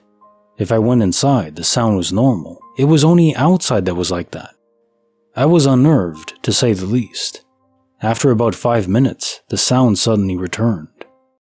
Creepy file number 112, written by Alan C. Bridget. The Creepy Cabin of Questions. This happened about 10 years ago in my sister's house, located just about as far in the middle of nowhere that you can imagine. For reference, the population of Kabul, Missouri is 2,100, and my sister lived outside of town down a gravel road that bifurcated into a road of such disrepair that you had to have total confidence in your vehicle in order to drive its length to her house. In this house one night, my other sister, 2 brothers, and myself were up past our given curfew and trying to be sneaky because my brother-in-law was prone to angry outbursts. We were in the back room, which had a large walk-in closet. My brother was in the closet, and the other 3 of us were in the room with the lights on. We had been giggling and distinctly heard stomping from the front of the house towards the room. Quickly, we turned off the lights and the room was pitch black. We all naturally positioned ourselves in the darkness and remained still. The location I chose was directly behind the door so that when my brother-in-law opened it, it would not be me who he was yelling at, but everyone else. The stomping stopped in the adjacent room where the TV is. I hear some rustling and 2 people speaking to one another, a man and a woman. Not my sister nor my brother-in-law. I don't know what they said, but I remember the intonation was that they were looking for something. I could hear the question marks in their voices, but not make out the actual words. And there was no mistake that these voices were coming from the other side of the door that I had put my ear to. I realized then that my sister and her husband were likely still asleep, and someone else was in the house with us. There's no question that these were conversational, but quiet voices, and the only thing separating them from all 4 of us was one slab of wall. In the morning, we told my brother-in-law about the experience, and he told us we probably just heard squirrels. A lot of very strange things happened in the house. It felt eerie to be inside, even on a summer afternoon. Bonus file written by Bed Now. My cat's journey into death and beyond. Last month, one of my cats, Trio, died. It was not a good, peaceful death. This is not known by anyone in my family. They hate animals. So I am the only one that takes care of my cats. For this, as I live in a country where the majority of people are Buddhist, I want to do something for my dead cat, such as giving merit to the monk, which I did. I am not even religious, so I googled a rough idea of how people do it. I also plan to do a bigger merit at the temple. There was a name for it, but I don't know how to say it in English. But basically, it's like a donation of various necessities to the monk community instead of giving it to one monk. However, a temple that offers this kind of merit making also have an option that the monk will change the Buddhist chant that normally caters to people to a deceased pet. But the only temple that offers this is far away from my place. It is in the city center, and I can't go or do anything if my mom won't give me permission, especially if it is anything for the cat. The only way to go to this temple is me telling my mom I want to go to the gym my family is a member of, but if I ask her for me to go there often, she would be annoyed because the gym is far from the house. So the only chance for me is when she brings it up herself that it is the time where I should go there each month, or the membership fee we pay will go to waste. I could tell her I want to go, but everything will be added up as a favor. I let you go to the gym as you asked, so you have to do things for me now. So I just postponed it for the unforeseen future. I was thinking that one day, if I get a chance to live alone, I will do it for you, trio. So from what I Google, people usually do this bigger donation to the monk community after a certain number of days that the dead have passed, but I remembered it wrong for 10 days. So from day 1 after my cat died, I just kept on thinking that if I have a chance, I would love to do this donation for my cat. On days 8 or 9, I just basically gave up on the thought that I could do this big donation for my cat within 10 days at the temple, but I just kept this desire quietly that I wanted to do it. On day 10, in the morning, I was still thinking about it, but I already made peace with myself that it is impossible now because it is day 10 already. Then in the morning, my mom walked downstairs to tell me of her dream. Noted that my mom claims that she is Buddhist. She also believes in all kinds of paranormal, spirit worlds, and aliens. She believes that a lot of her dream is a message she got from a divine being, especially communicating it to her. So when she walked downstairs and told me about her dream, my initial reaction was to dismiss her experience. However, she told me that during 2 to 3 a.m., she heard a voice whisper into her ear that, the right, and she interprets it as a divine being telling her to do this for my grandma, who has dementia, to get better. What she doesn't know is what happened to my cat and what I plan to do for my cats, especially what I plan to do for my cat on day 10, which was on that exact date, which is to do this right at the temple. But maybe I wanted to do it so badly, and I talked loudly in my sleep and she heard it from outside. As a result, she went near the city center with me and I got my chance. Case file number 1260, written by Bango Skank. The day I was erased from existence. I had recently just purchased my house, and my old washer and dryer wouldn't fit. Plus they sucked, and my wife hated using them. So she sent me on a mission to buy a new set. I didn't do my research, and as I'm standing in the Lowe's appliance department, coming to grips with what I'm up against, my contractor neighbor walked up behind me. He helped me pick out the exact units I was going to purchase. I bought them, and then life got weird for a few minutes. When I got to the truck with my 2 large boxes, there stood my neighbor waiting for me. I thought he was waiting to help me load them, but he just looked at the boxes and said something like, "That's a gas dryer. We don't have gas." I bust his balls for a couple of minutes about him helping me pick the wrong units out, and it was as normal an interaction as I could ever have. I went inside to do the return walk of shame on the items I literally never even left the parking lot with. My neighbor walked to his truck. I'm at the return counter. The girl behind the register asked me my name. I told her and handed her my receipt from 5 minutes prior while explaining the situation. Without even looking up at me, she says again, "Name?" I tell her my name a second time, and she says nothing while typing into the computer. In comes my neighbor to the return desk with a gallon of paint. He waits in line behind me, saying nothing. The girl behind the register looks up at me and says, "Name, sir?" I tell her my name for a 3rd time, pointing to the receipt on the counter, and try to explain the situation again. She types into the computer some more, and for what was probably a solid minute, says nothing at all. Another girl at the return desk finishes with another customer and comes over to help. The new girl says to me, while they both stare into the computer screen, "Name?" A 4th time, I gave them both my name. Without taking their eyes off the screen, the new girl says, and I crap you not, "I'm sorry, sir, but you don't exist." I got sort of lightheaded after she said that because I was already thinking how strange the situation was. I said back, "I don't exist or I'm not in your system." Without answering me, the second girl says to my neighbor, "Sir, I can help you over here." Moves to the next register as my neighbor walks past me, and without another word to me, returns his paint and walks out the door.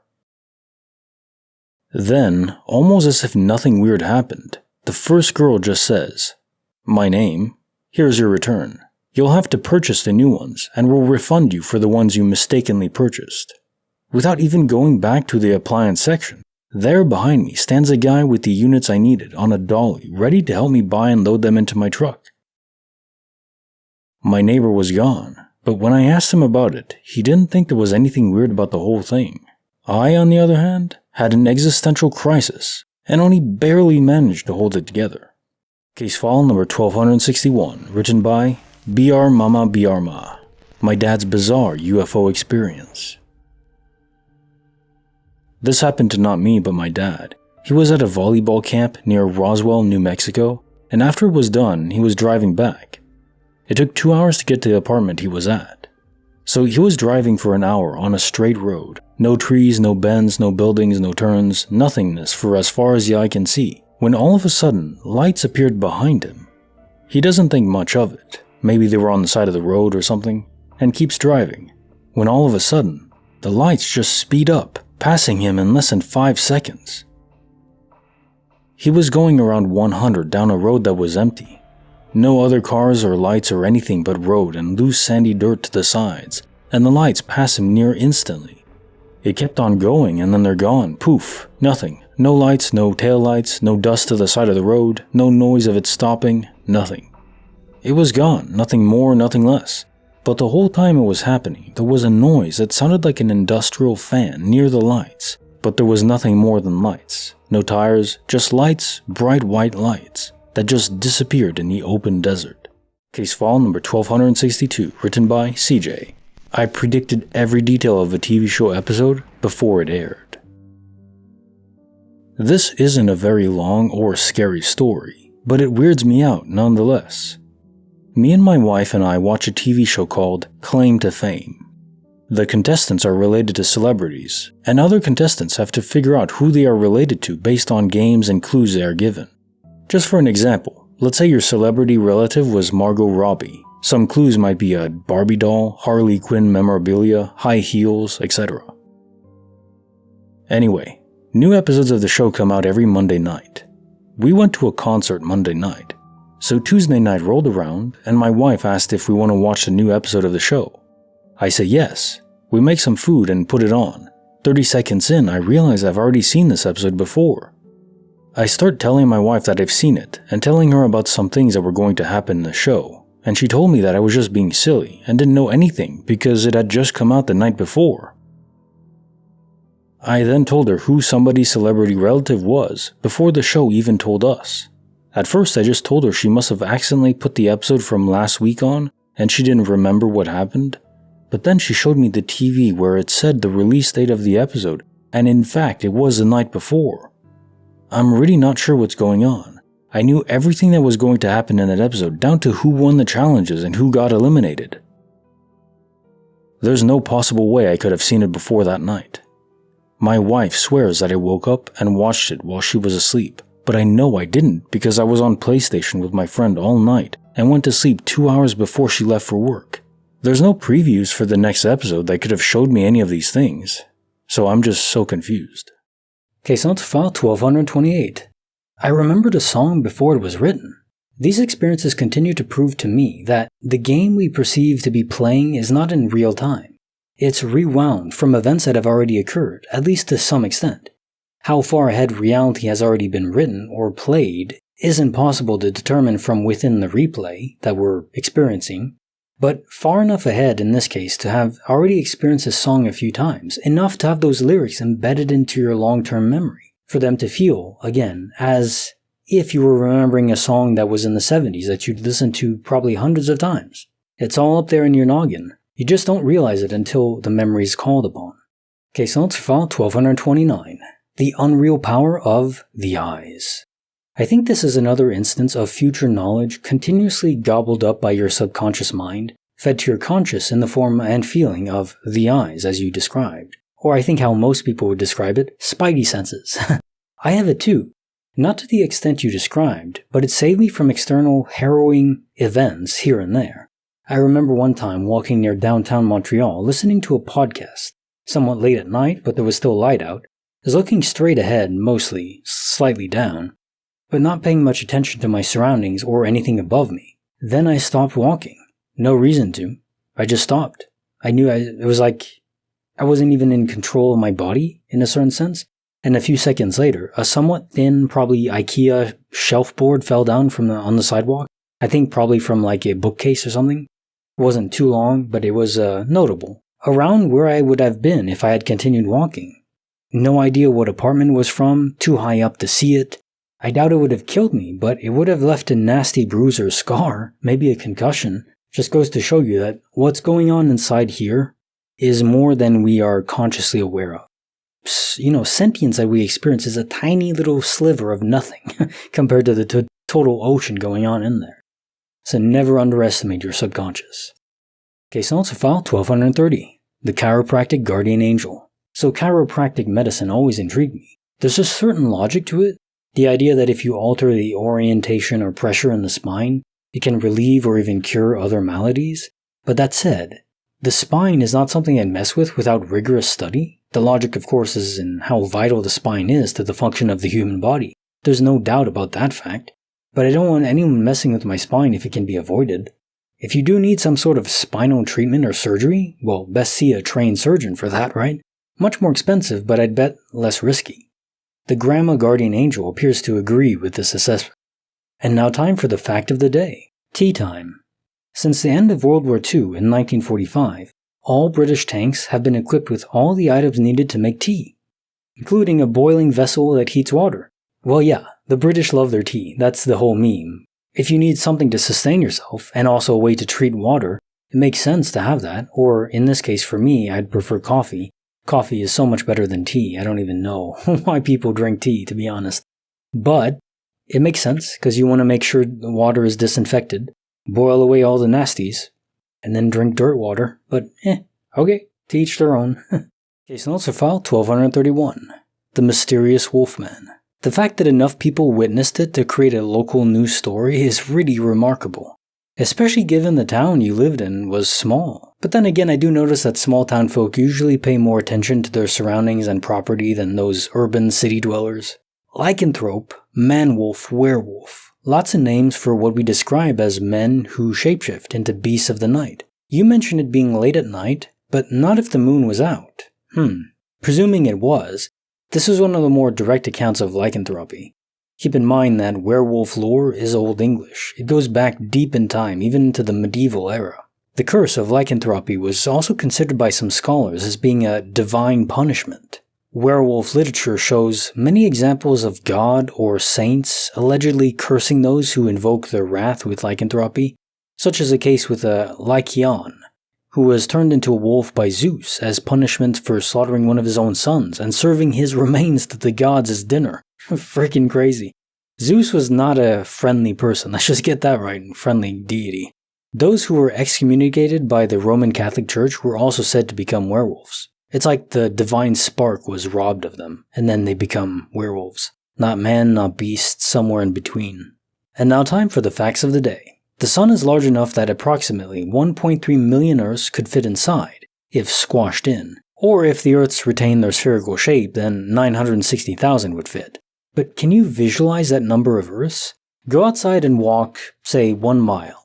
Just continuously walk 1 mile. And then realize that the circumference of the Earth at the equator is almost 25,000 miles. So walk 1 mile, then imagine doing that 25,000 times. That's to circumnavigate the planet. And then imagine 1.3 million of those Earths all surrounding you. And to truly imagine that, you have to scale up slowly. Imagine 1 Earth, one we're on, then imagine 10. Then 100, then 1,000, then 10,000, 100,000, million.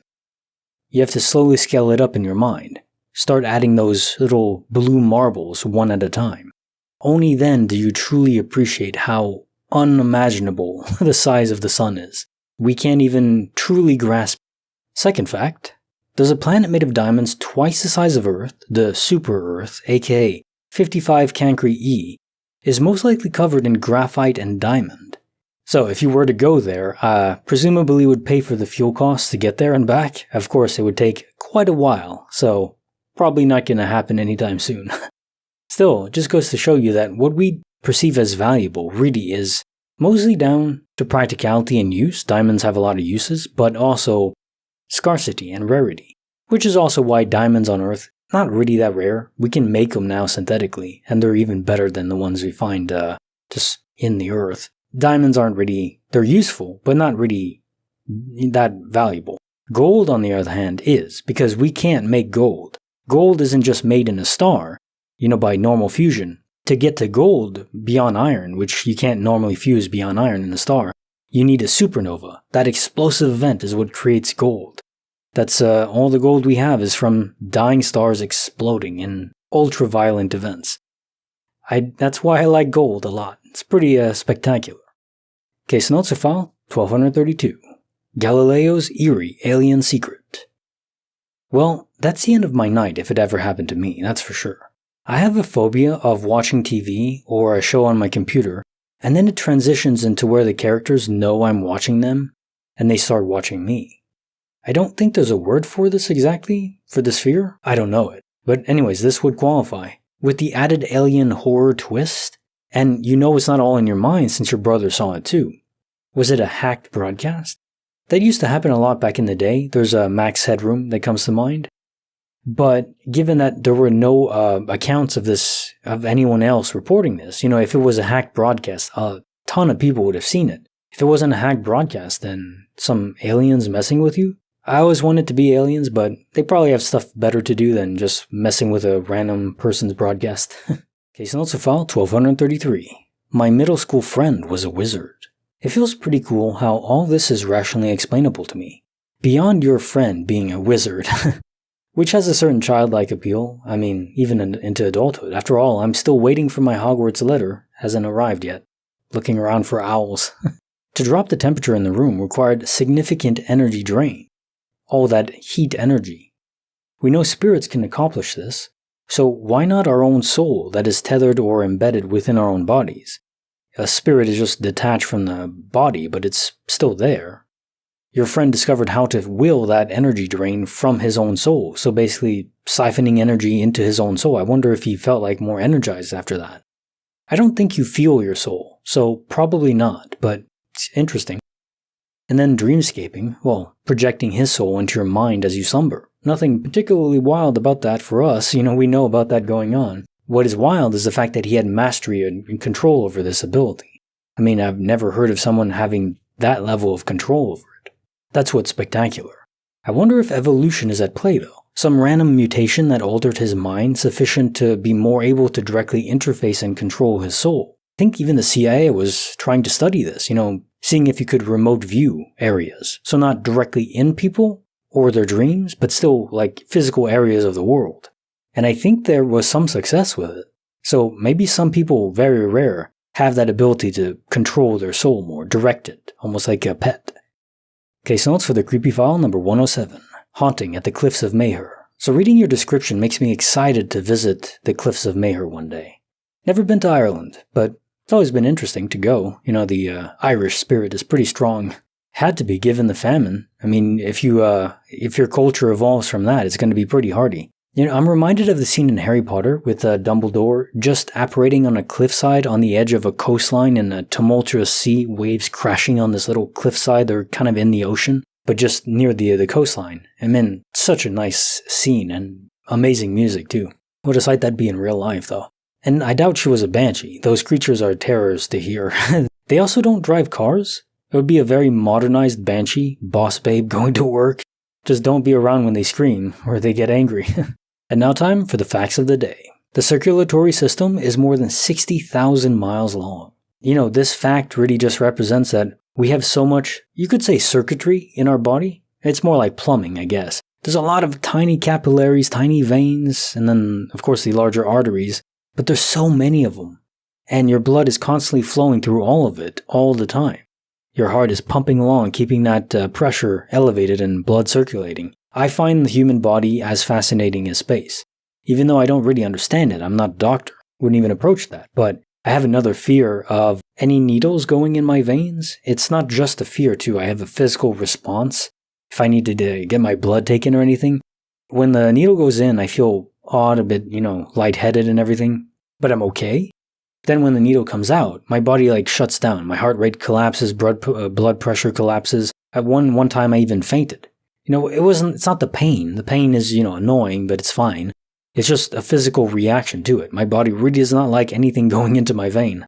In fact, number 2, we only recently learned how bumblebees fly. Because if you look at the weight of a bumblebee, and then the mass of their wings and how fast they can move it, well, if the wing goes up and down and generates lift just on the downward push, it's not enough. They wouldn't be able to fly. Bumblebees actually go back and forth, more of a horizontal flow.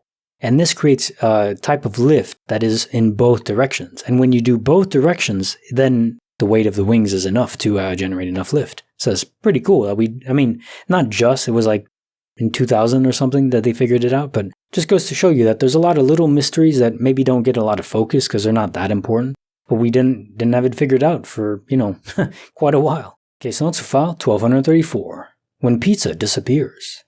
It's through the looking glass. In this case, quite literally through your own home's window, you saw a parallel world where indeed that delivery was being made by someone walking their son, in tow on a tricycle. If the pizza place is nearby, then it's not that crazy. Sounds like a very cute neighborhood. I miss when kids could ride bikes anywhere. That was me, just going around, walking, riding bikes with friends. Go out at 9 in the morning and back before sundown. That was the rule. These days, that'd be kind of a death sentence with how fast everyone drives. I don't really like car dependency. And I'm not actually against cars. I think they're great, they're important, especially in a country the size of the US, but I think cities and towns could be designed much better where cars inside the city go very slowly and there's much more pedestrian and cyclist infrastructure, so then you can enjoy yourself, and it's also much better for business. When you have these stroads everywhere, it's gross, you can't even cross them, and it's also extremely weighty on the soul. If you try to walk, even if there's a sidewalk, if you're lucky enough to have a sidewalk, hearing those cars, the tires going down on the road very fast, it's the exhaust, everything is just unpleasant. Better designed towns could be a way against that. But still having cars everywhere, just if you want to travel across the country, you can, not needing to get a bus or anything. Although I do think trains are nice, if we had better train infrastructure too. You can get some very nice views on that. Case notes of file 1235. The chilling encounter on Wilsonville Road. So again, multiversal peering, I'd wager. Especially while driving at high speeds, there's more units of space-time crossed over, which for whatever reason leads to higher propensity of peering across the multiversal realm, like flipping channels almost. And of course there's space-time portals, but that one makes more sense. There are portals that are in the actual universe you're driving through. But yeah, I'm convinced that it has something to do with isolation inside of a metal box. At speeds, it creates some wonky effects locally for the people inside of it. Very cool, but very bizarre. Get some kind of Faraday cage going on, but not really, because there's still signals that pierce it. You can still make calls and everything when you're inside a metal moving box that is a car. It's not a Faraday cage, but it's still isolated enough, I guess, that it creates some kind of effect. Case notes for the bonus file. This ghost just wanted to play ping pong. Truth is that all the signs of the supernatural are triggered effects from the spirit. So they don't have to happen. If the room feels cold, an energy siphon effect is enabled because the spirit is low on energy. I think the mist forms when they're attempting to break through the thin membrane between worlds, and then if they do, they don't have to go back right away, so that's why you don't always see fog if you see a spirit, but if you do see the fog, it may represent them trying to break on through. Though this being an old frat house, well, this spirit sounds like it's very angry, so it could be inferred that something nasty happened there in the past. We like to think of ourselves as civil, and we are to an extent, especially now in 2023. But even a century ago, life was more brutal than we can appreciate from simply reading about it. To experience it, I wouldn't want to. A lot of these spirits are just reliving those moments, and it's not really surprising why they'd be angry.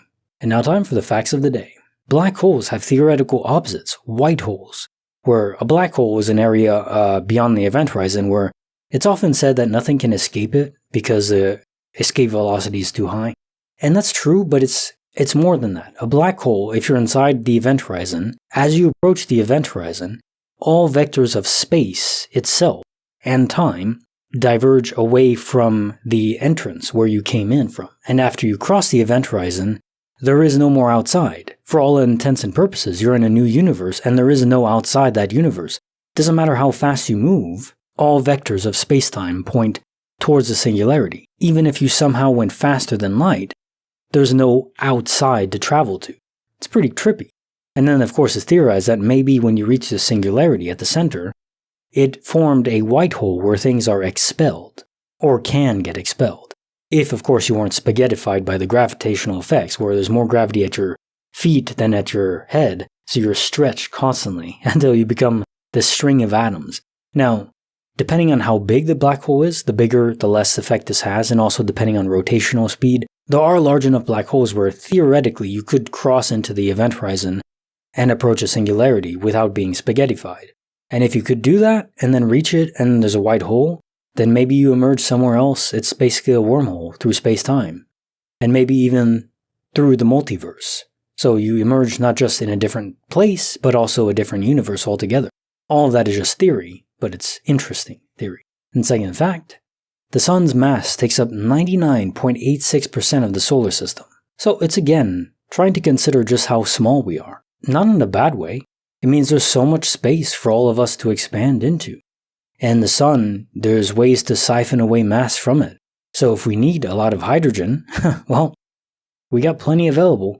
So there's tons of projects we can do in the future. If we get automation up enough, I mean, there's already no limit to what we could do and what we could build. So I'm very excited to go to the moon, to Mars with Elon Musk, see how that goes. It's going to take a long time. There's going to be challenges we don't even know about yet. But we'll get there. It's a very exciting time to be alive. Okay, so answer file 1236. My mysterious week in Norway. My first takeaway from this story is how delightful it'd be to live where you can randomly walk 3 miles in nice comfort. I assume there are nice sidewalks, it's just beautiful scenery everywhere. But hell, that is one hefty walk. 6 miles in total. 3 there, 3 back. There's no way it was your subconscious feeding you information you weren't consciously aware of that you had up there, because you'd never been to Oslo before. At least I assume so. You would have mentioned something. Otherwise. Now, could this be a random local woman who happened to know the area very well and just wanted to help in fair trade? Yeah, sure. Why was your card also being declined everywhere besides one ATM, though? I can't say I have many theories. The only thing I could postulate is an alternate universe environment where the physical debit card was from your original universe. Even if universes are almost identical, the way encryption on cards work, the tiniest of tiniest alterations would make them fail to process. This, however, may not be correct, as the woman did walk back with you from the ATM that did work. So if you were back in your original universe at that point, why was she still there? A true mystery, or a rare act of benevolence. Case answer file 1237. The secret bullet. Within any confined metal space, I believe superposition is more likely to occur. In theory at least. Wait long enough and virtually anything can spawn from the quantum foam at the base layer of reality. Exceedingly unlikely as it may be, yes. But here we are, with an account of a bullet appearing out of nowhere. I do believe you when you say that it wasn't in the weapon. How could you take it entirely apart and somehow it's still in there after you reassemble it and you never noticed it? And then finding it randomly while out shopping. Coincidences can happen. I don't think this was one of them though. If I had to place my money on something, it would be a guardian angel event. Maybe your guardian angel, warning you of a potential accident if you kept playing with it, or maybe the future guardian angel of whoever you'd have injured. Why not? Why do guardian angels have to act only in the immediate moment? Maybe they can be proactive and engage with a potential threat before it even happens. And now time for the quote of the day. Who are you and how did you get in here? I'm a locksmith. And I'm a locksmith. Leslie Nielsen. You know, I have wondered this a few times. Locksmiths would be pretty good thieves, wouldn't they? I guess they're paid well, but how could you stop a locksmith? They know all the tricks to changing a lock or just opening it from wherever. Reminds me of the Italian Job where one of the characters is literally just paid to try to break into safes. That's a cool job, I have to admit. Case notes file 1238. The booming close encounter of the first kind. The booming sound in the salt water in the glasses suggests a direct link between your dad and this alien activity. It's common for people to be abducted multiple times, for aliens to focus on a few specific people more than others. I do wonder why. Is it some genetic variation that makes these aliens particularly interested in particular people? There are theories involving the mating between species, creating hybrids that could function in both environments. If the aliens in question are not capable of surviving in our oxygen and nitrogen environment and water-based environment, maybe they're trying to create a bridge between them. For some reason, this creeps me out even more than them wanting to just invade and exterminate us. It's more intimate malevolence. Case notes for the bonus file. Parrot communicating from the beyond? I too cannot abide unsorted coins. Must be neatly stacked. There's a device where you can just put in coins at the top and it, by the weight and shape of the coin, automatically stacks them where they belong. That's pretty cool. And animals do have extra senses, beyond our own. Beyond most humans. Parrots though, was this a case of your granddad's last remaining soul fragment paying visit to your grandma, and then not wanting to drain energy from anyone, his soul finally dissipated out into the ether after a few months? The batteries were dead, basically. I think that's probably what happened. The parrot merely being, well, the alert of the incident, and definitely helpful for your grandma. And now time for the quote of the day. I believe in getting into hot water. It keeps you clean. J.K. Chesterton. And I think there's more to this quote in the literal sense. Yes, obviously hot water is good to help clean the body. Take a bath or go in a hot tub and all that, it's great. But there's also the idea that in life, if you always play it safe, well, you're probably not going to get very far. You need to take gambles and risks and get into hot water potentially. Maybe it won't turn out well, maybe you'll get burned, but maybe you'll emerge with some burns and new life experiences that make you even stronger. You know, it's also the adage of what doesn't kill you makes you stronger. Well, not always, but often it is true. Take some chances in life. You'll never know where you end up. I certainly took a gamble on this channel, and it paid off. It's always a risk when you try something new, and maybe it won't work out, but just try something new after that.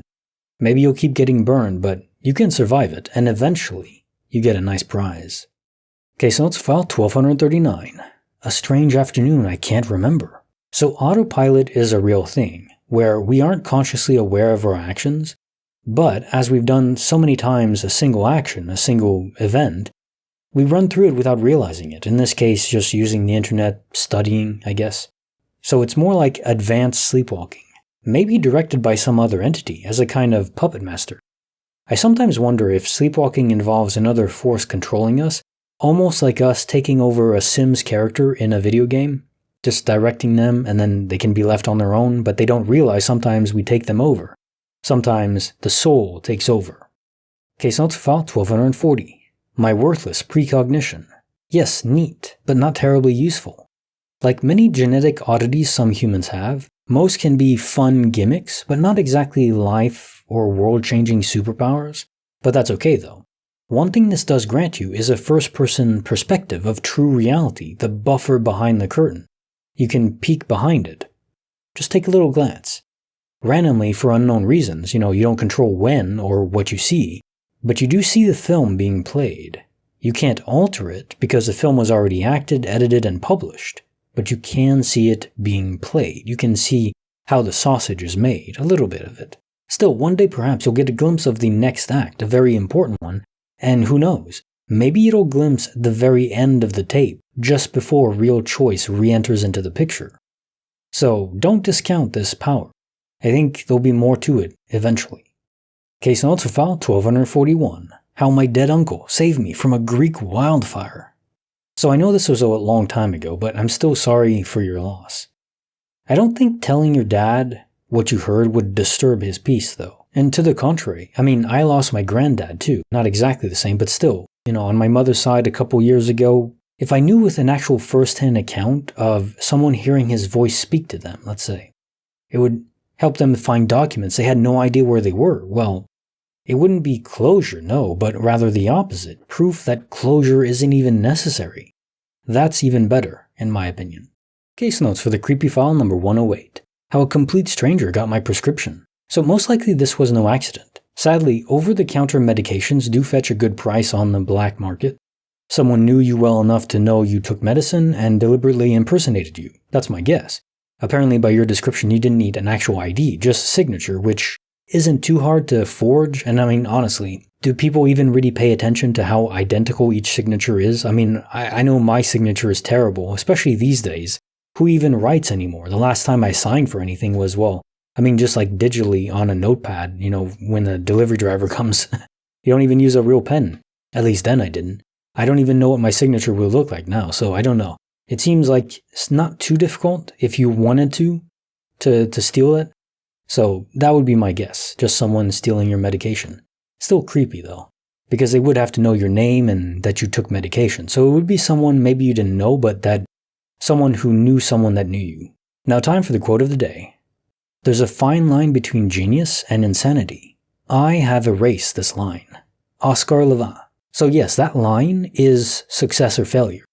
You're insane if you try something crazy and it fails, and you're a genius if it succeeds, especially if you keep trying weird things and they keep succeeding, then you're probably a genius. You're odd, but like Nikola Tesla. Didn't really have much of a social life, more of a recluse, but he was a genius. That's, I don't think anyone can argue against that, really. And honestly, sometimes there is a bit of insanity mixed into the batch. Even if you're a genius successful, maybe you are a bit crazy. Maybe a bit autistic. And there's nothing wrong with that. As long as you're not harming people, cool. Maybe you're not going to be fun at dinner parties, but that's okay. Rather have people, inventing crazy, world-changing technology. That's a bit more useful. Case notes for file 1242. The nuclear aliens. So very curious that your mind went to potentially nukes in this scenario. Heightened tensions in there somewhere, but I get it. You address the critical point, and one I haven't heard from other alien encounters. Heat. Normally it's bright light, and that's that. Either they get abducted at that point or not, or don't remember it. But heat is almost never mentioned. That switch being flipped may be the point in time where you returned, and where your memories were no longer tampered with. I always advise, with caution, hypnotherapy for people who've potentially encountered an alien. You may be able to glean suppressed information through that process. Or maybe it was a military test of some sort. There are weapons designed to make people feel extreme heat from a distance. Of course, doing so on random civilians would be extraordinarily illegal, but that doesn't mean it doesn't happen, does it? And now with the advent of documents being released and congressional testimony that aliens exist, it's funny because now that the government admits it, most people don't even care, or rather, I guess they don't believe it. I'm not entirely sure where I stand on that. I think it's an odd time to release it now. Why admit to it now, is the question. Case notes for the bonus file. The unexplainable growl at my aunt's house. As a fellow science enthusiast, I understand how this must feel. If anything truly weird happens to me, I want to replicate it. I've tried so many times with the tennis balls that vanished. There's 2 that vanished. One when I was tossing it with someone else, and one where it just bounced and I never found it again. But I mean, I've bounced tennis balls countless times, I've thrown them countless times, and 99.9999% of the time, they're always where they should be. It's just those 2 times where they weren't, and I can't replicate it. I can't determine what the cause is. Maybe it is just like instability in the universe and there's no particular cause you can predict. But yeah, it never happens as I try to control the variables or reproduce it.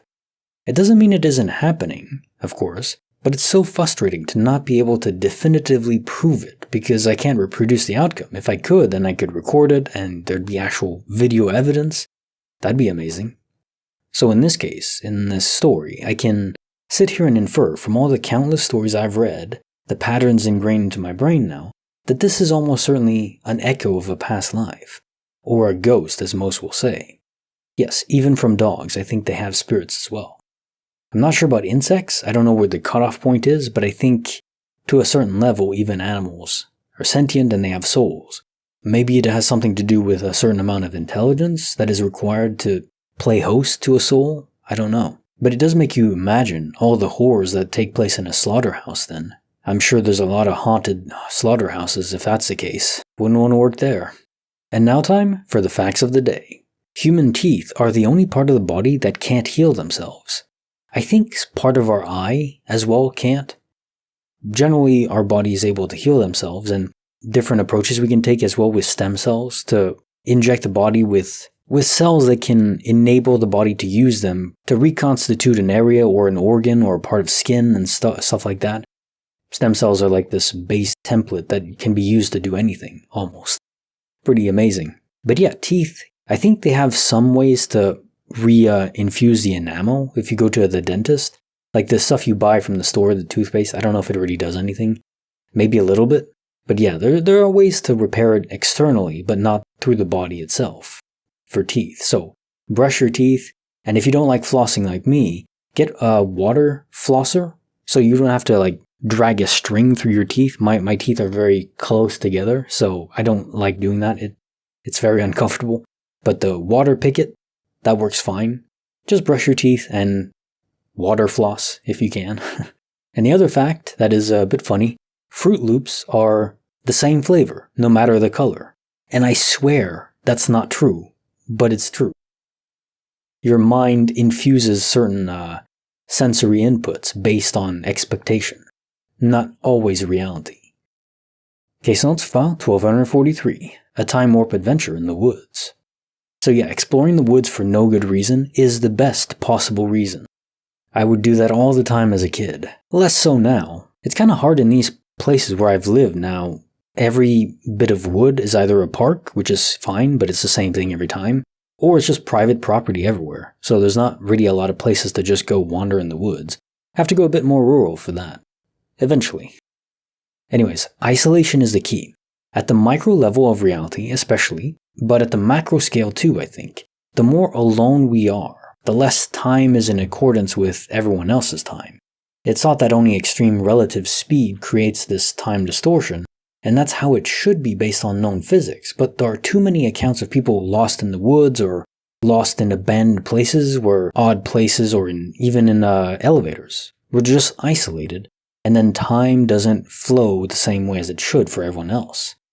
And in this case, you weren't entirely alone, but just with one other person. And then you come back and the time doesn't add up. 8 minutes to do all that is impossible. Even if you were Usain Bolt sprinting at top speed, you couldn't do that. And obviously daylight savings doesn't apply at noon or 11, so that doesn't fit either. I do wonder about that random house in the woods. Maybe just a large hunting cabin? I don't think it has anything to do with the time glitch, but it is odd how it was described. Case notes for the bonus file. The Red Sharpie and Bald Man.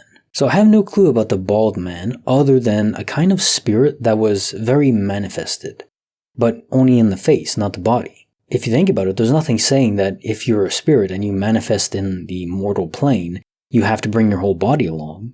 It's not like the brain itself is controlling anything at that point, it's just the spirit manifesting in a certain sense, maybe just based on what it's used to.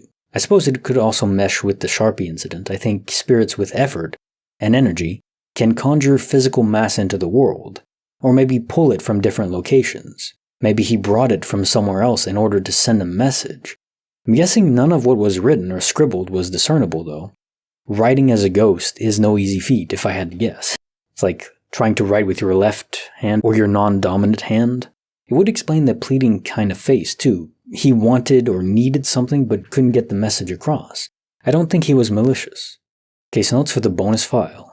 The demonic voice from a broken doll. So yeah, objects can be possessed as well. That seems clear to me. It doesn't have to be a human or animal, or any physical matter will do. And they can be made to do all sorts of strange things. What I gravitate towards more is the experience of buffered reality. Your mom coming home, but not actually being home itself. Almost like a holographic projection onto your both and your cousin's subconscious. Funneled to the conscious state. You experienced what would happen but hadn't yet. It's so cool, but I can't describe why it happens, even if the event itself is rather normal now. The cause, I don't know. It seems to be our fate, doesn't it? We can read up on so many extraordinary events that happen to people, and there's so many that there's no way they're all fake. I think tons of them are real, or at least people believe they're real, and they perceive it to happen to them. Especially when there's multiple people involved, and it's very unlikely to be some, hallucination or something. But we can't describe why they happen to certain people at certain times. In some ways, it's like the Aztecs trying to manipulate the weather through rituals and sacrifices.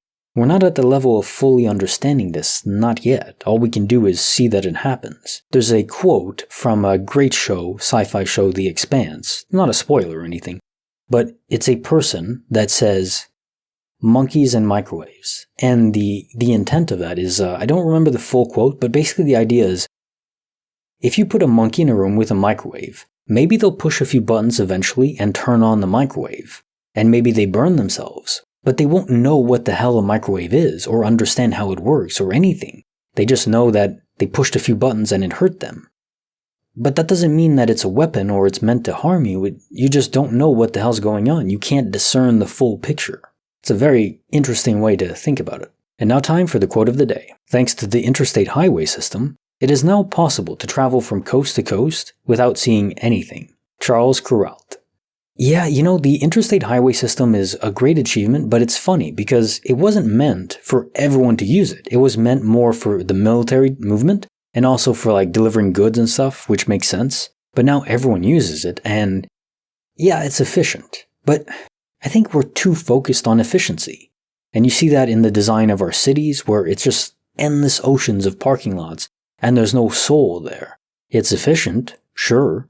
But is that really what we want? Just efficiency? To some extent, maybe for moving goods, I get it, but the next time you take a road trip, instead of taking the interstate, take the back roads, if at all possible.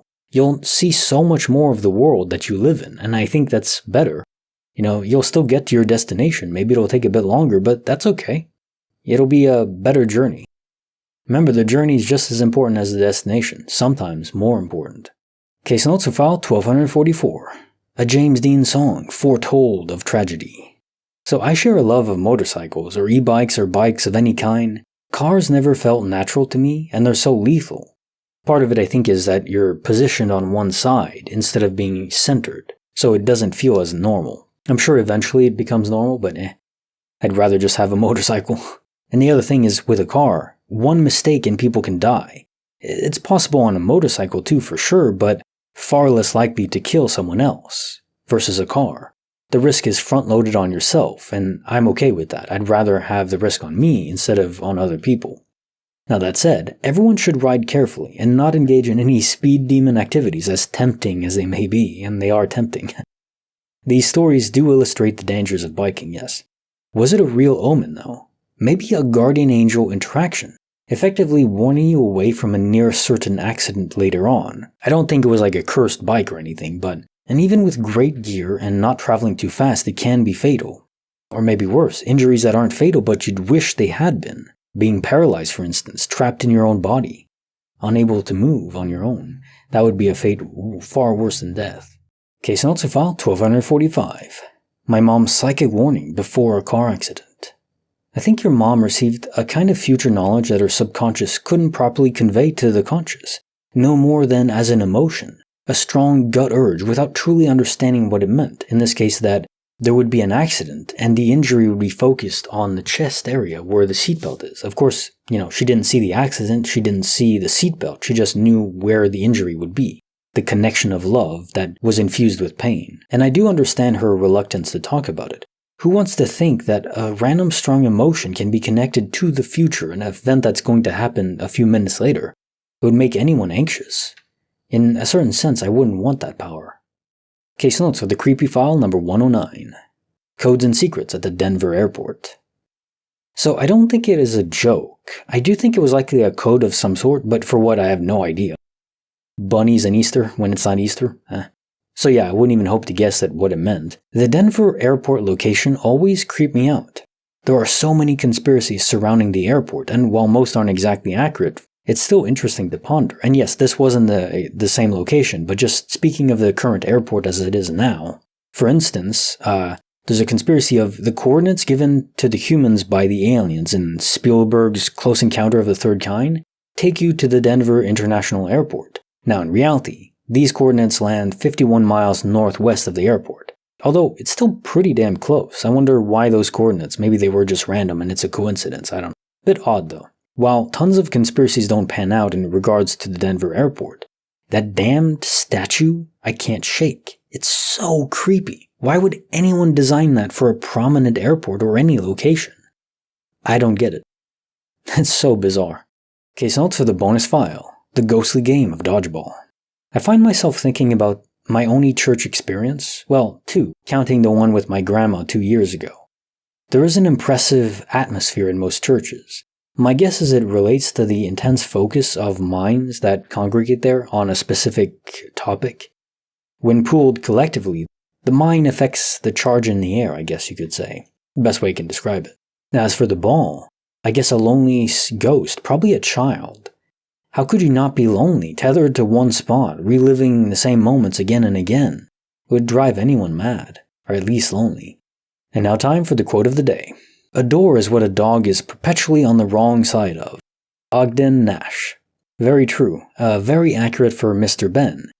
He wants to go outside, and then he wants to come back in. Then he wants to go back outside. Then he wants to come in my room, and then he wants to go outside of my room, but then I open the door and he doesn't want to leave, and then I close the door and he wants to leave, and it's madness.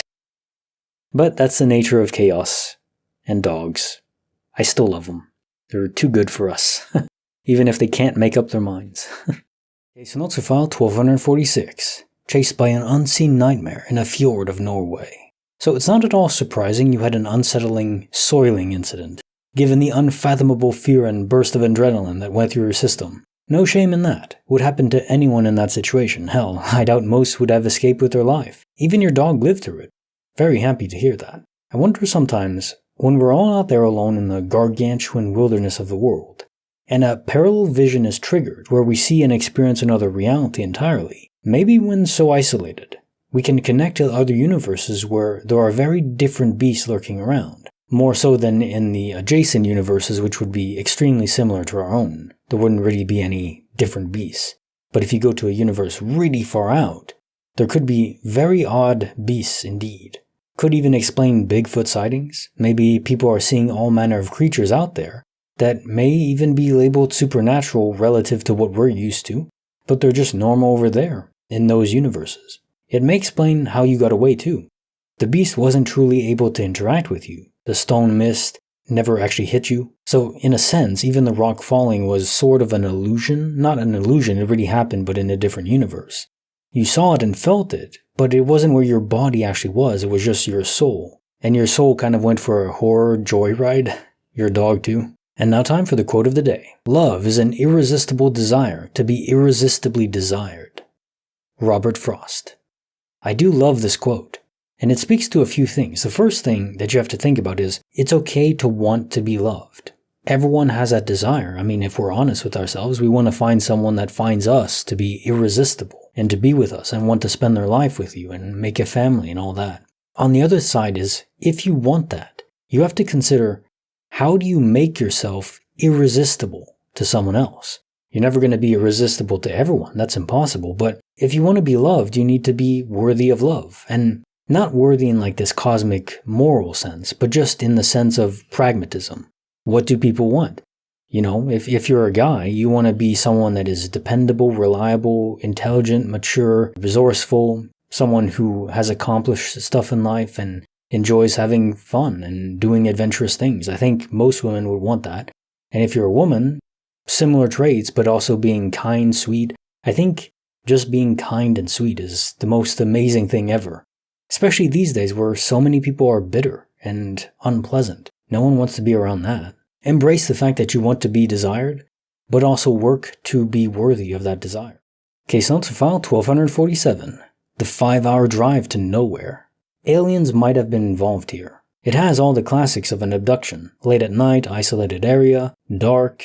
If so, the memory fabrication was more pristine than most in this case, as you don't even recall seeing any bright lights or anything buzzing around in your car's electronics, which typically precedes an abduction. Their technology disrupts ours, the flow of electrons. For some reason, that isn't what I suspect though. It sounds more to me like a temporary dead buffered server, those we visit while in transit from quantum immortality to a new server. You're in a dead zone effectively, a server or world that is uninhabited. Nothing going on, and time there isn't relevant. You just get reset when you move to a new universe, the one where you're actually going to spend your time, the permanent location. In a sense, you were just in a base template until your soul finishes downloading into the new server. I can't discount aliens. I always wanted to be aliens, but I think in this case it's just a server transfer effect. I don't know what caused it, why you just died in the car, but people do die randomly all the time. It's something you always have to remember. That does happen, sadly. Case notes, file 1248. The Remarkable Journey of Hudson. The best dog in the multiverse. I love that line. We owe it to pets we keep to make their lives as comfortable and fun as possible. It's the least we can do for their devotion, don't you think? This means lots of treats. And lots of walks. It's interesting how your dream did predict the future though, but not in every little detail of minutia. Those fragments of information the subconscious can grab onto that speak of the future don't always tell the whole story. You can grab certain fragments, maybe the big picture, but not all the details all the time. Most of the time I suspect it's no more discernible than as a strong emotion or gut feeling. And I think in those cases, mostly people ignore them or they don't believe they're true. I think over time, if you allow yourself to believe it and recognize those gut emotions, and then you realize, yeah, this stuff is actually happening, you'll embrace it more. But I think people are afraid of that. And I get it, the idea of predicting the future or even like feeling the future is still somewhat disconcerting. I understand that. Case notes for the bonus file. The Unsettling Californian Giant. I've been rewatching Game of Thrones the past 2 weeks, and this makes me think of what if the mountain came out as a manifested spirit? Would be unstoppable. I'd take him even over dragons. Now the size you described him as is certainly huge, but there are a lot of human beings of that size. The supernatural element is in his teleportation ability, seemingly. Unless he somehow had a dirt bike hidden in the sand, and this was a kind of twisted, elaborate prank. Even that doesn't seem right though, as you'd have heard the bike rev up and the motor if he actually managed to beat you to it, and then as you mentioned, how would he even know what path you took if there's hundreds going into town? Has to be a spirit, doesn't it? A really odd giant spirit. There's one other thing. In these cases of duplication events or possible duplication, another possibility is a real prank where I've seen a few reels on Instagram and so on of people, you have twins or triplets that pretend to walk past someone multiple times. And it's a cool prank because it's physical matter. They're actually just twins or triplets. One where they were going through a drive-thru and asking for the same thing, dressed in the same thing. Of course, it's one car after the other, so to the employee's perspective, there's no sense of this, and triplets and all that are rare enough, especially if they're dressed the same way. Could this be some weird prank? Maybe it's on YouTube somewhere, of someone that just hides out in the desert and lures people in with the coal fire, because it's flat, right? So you can see everything for miles and miles. I could see that as a possibility. But maybe it's more likely that it's just a weird spirit. I don't know. And now time for the quote of the day. Life is full of misery, loneliness, and suffering, and it's all over much too soon. Woody Allen. Kind of like the appeal I have with coffee, which I just take it black. But it's bitter, it's kind of gross, but it's delicious and awesome. It's weird, isn't it? Or spicy food, there's tons of pain, but I love it. Sometimes I feel like Hellraiser or Pinhead, will show you so many delights, pain and pleasure. You don't want too much pain, but there's some aspect of life where resistance and maybe suffering is going too far, loneliness and all that, but without the negative, it's hard to appreciate the positive. There's a lot of, yin and yang, Chinese philosophy in that sense, and it's true. Everything is relative to something else. So if life is only good, well, you'll just be at a neutral baseline. You'll never have those highs. Yeah, you need the lows to have them, but that's okay. I think life is pretty amazing as it is. Still, strive to make it better. But enjoy what you have. And yes, it's over way too soon. Let's try to fix that. Case notes file 1249. My daughter's time-defying double. I think either parallel viewing or spirit travel can fit well in this instance. Or it could be a time pocket distortion. But those are very rare, especially within a home, because they tend to move around, those distorted pockets of space-time. So either your mind was connected into an alternate universe where the key difference being your daughter was playing in the backyard instead of doing laundry downstairs, as you asked her. So in that other universe, maybe you didn't ask her, so she was just outside. And that's what you were seeing, temporarily, for like a minute or two. Or your daughter projected her soul outward into the backyard to play, but the latter strikes me as less likely, just from how rare it is to soul project while conscious. It almost always happens when sleeping, unless the individual is actively trying to accomplish it, in some sort of test or environment where they're trying to do it. It's so rare people don't realize it's happening. And most don't realize you can do it. And even with a lot of focus, it can take decades of practice. So it's unlikely your daughter would be doing that. Very unlikely. Probably just parallel viewing, which probably happens all the time. We just don't notice it because the universes are similar enough where there's no real difference. Hell, it could be happening to me right now, but I'm just alone in my room, so I would never know. Nothing would be different. Case notes for the bonus file. Shadows and UFOs of the past. This made me wonder if aliens are around. Are they more capable of tracking and detecting spiritual energy? If I'm right and a ghost is the remnant energy of the individual soul rippling behind, then there would be some way to detect it, perhaps through a mechanism that can reach to a higher dimensional layer where the energy is located. So maybe aliens have this kind of technology, so they gravitate towards locations where spirits are pronounced. I might be way off base on this one, but it's an interesting idea. And maybe it explains why they're attracted to certain people as well. Maybe those people are genetically more able to attune to that other dimension. So maybe they use that for their technology. Case notes for the bonus file. The dark secrets of the Mustang pen. So I thank you for saving this poor Mustang's life. It's easy to just think that the beast is wild and can't be tamed, so let's just end her. Get it over with. A sad way to think, in my opinion. Even if it ended poorly for her in the end, that you were willing to try to help means the world. I don't know if the shape of those massacre sites forming a triangle actually matters. You have the Bermuda Triangle and the Texas Triangle and stuff like that, so maybe a geometric shape does amplify certain energies. I'm not sure about that. It's like amplifying the signal some way. But I do think that concentrated negative energy can leave marks on certain locations. They linger behind.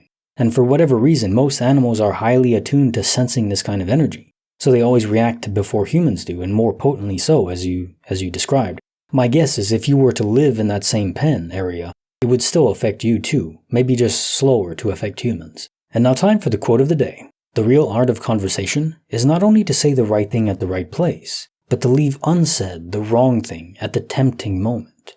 Dorothy Neville. So this kind of ties into tact and having sense of, I'm maybe not the best at this. I tend to speak my mind sometimes where to the detriment of even my own point or, just normal conversation. I don't have time to edit and adjust what I want to say. So in real-time conversation, sometimes just take a pause, take a breather. It's okay to have silence. Just think about what you want to say. There's no need to rush it. None at all. Have tact, have composure, have integrity. Think about what you want to say. And is it going to bring across your point? Or is it going to make someone feel terrible? Maybe there's a way to say it in a way that doesn't make them feel terrible or gets your point across better. I think often the Socratic method is really good for that. Just asking people questions about certain things they believe that can lead down their own road. It's like helping someone get to the same place through their own feet. Because if you bring them along, sometimes they can feel pulled and people resist that. Be cautious about what you say and when you say it. And maybe sometimes it's better to say nothing at all. Case notes are file 1250. How a blister saved my life. Yes, so the pains of new shoes and figuring out the ideal tightness of the shoestrings to avoid those blister issues, you have to break the shoes in. I know that. I walk so much I have to change shoes often. Rare, of course, that this generates some sort of life-saving event, though. Is this just a coincidence? In this case, I'm half and half. It certainly could be a coincidence, but the odds do not scream that, do they? To truly know, you'd have to delve into the reasoning you purchased the new shoes, exactly when you did. Was it impromptu? If it was a spurious purchase, then perhaps your guardian angel influenced you to decide that now was the time for a new pair of kicks, and they ended up saving your life. Or it's just a coincidence. Hard to say for sure, but it's pretty rare.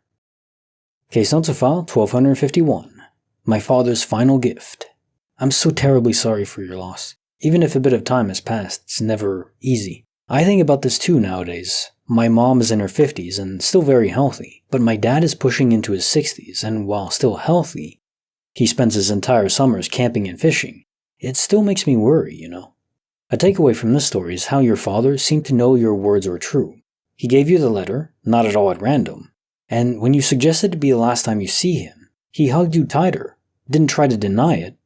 Our minds are well attuned to what's going on inside our bodies. We can feel it when death approaches for us from some underlying illness that's not, maybe there's not physical symptoms, but your mind still knows something isn't right. Maybe we can't know to the minute, but that general miasma of dread is there. It's a real medical term, especially in those final moments, fear of impending dread. But in your father's case, I don't think that overwhelming fear ever hit him. It sounds like he passed away in the night while sleeping. If there's any silver lining to it, it's that. and also having the ethereal connection to the loved ones confirmed for you. You just knew what happened after it happened, without any direct way to know, but you did know. Your father was with you, and in many ways, still is.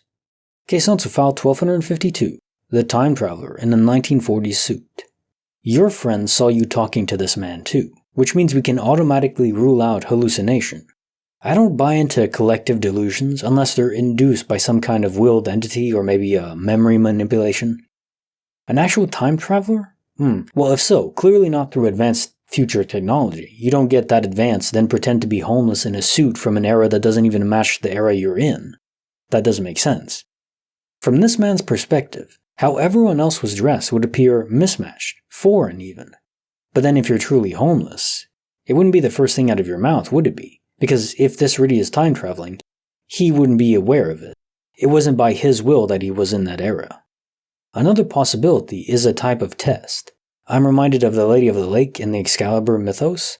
Plenty of interpretations and speculations surrounding this, but in essence, a figure appears to test the worthiness of a particular individual, to obtain a sword in that classic story, or if employed in our reality, perhaps to determine the worth of an event that would later happen to you.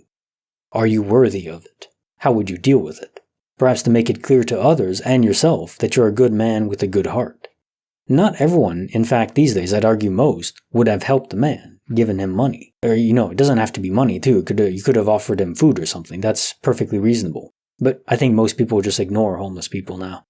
Yeah, there's some people who scam, they pretend to be homeless and make a bunch of money. I guess that still speaks that there are some good people willing to help though. And yes, there are some scams. If you give money to a homeless person, they may just use it for not good things, but they may be down on their luck and you don't know. So even if sometimes you give money to a scammer, you also sometimes, maybe most of the time, give money to people who really need it. And now time for the lore of the day. The Lady of the Lake is a name or a title used by several either fairy or fairy-like but human enchantresses in the matter of Britain, the body of medieval literature and mythology associated with the legend of King Arthur. She plays several important roles in many stories, including providing Arthur with the sword Excalibur, eliminating Merlin, raising Lancelot after the death of his father, and helping to take the dying Arthur to Avalon. Different sources known as the Lady of the Lake appear concurrently as separate characters in some versions of the legend, since at least the post-Vulgate cycle, and consequently the seminal Le Morte d'Arthur, with the latter describing them as a hierarchical group, while some texts also give this title to either Morgan or her sister. So I think in general this means that the Lady of the Lake is not one particular person. It may be one entity that appears in different ways. This is just a mythos, but it could be there's probably some basis on reality to it. So it is interesting to consider, because there's a lot of entities that can make themselves appear to change form or be in different places at the same time. Case on to file 1253. My mind was mystified on the beach. This reminds me of the ring story from a while ago. A husband was in the deep ocean swimming, I think as part of a cruise expedition if I recall. His wedding ring slipped off his finger, sinking deep into the ocean. Without scuba gear, it'd be impossible to retrieve it. Then back home, months or years later, the ring was on the bathroom sink. Mind-blowing. Now tell me, with events like that happening, is there any doubt that there are forces involved that try to help us? I don't think this is some accidental glitch in the sense that the universe just despawned the ring and then put it back exactly there randomly. No. They can't fix all our lives or go to work for us if it's angels or something, but I think some people at least do have some guardian angels looking out for them. Now, if this is angels from God or employees in the server room where we're jacked into the simulation from, who can say? I can't. All I can say is, we aren't as alone as it may appear, and there's probably someone watching out for you, in some way. Doesn't mean all your problems are going to be solved by them, but in certain circumstances, you may receive help. Very comforting. Case notes for the creepy file number 110. The spine-chilling silence of the deep woods. So I could see this being a mountain lion or other beast. It would explain the silence, as prey animals clear out fast in the presence of danger. No insects though, that part is odd, and no wind too.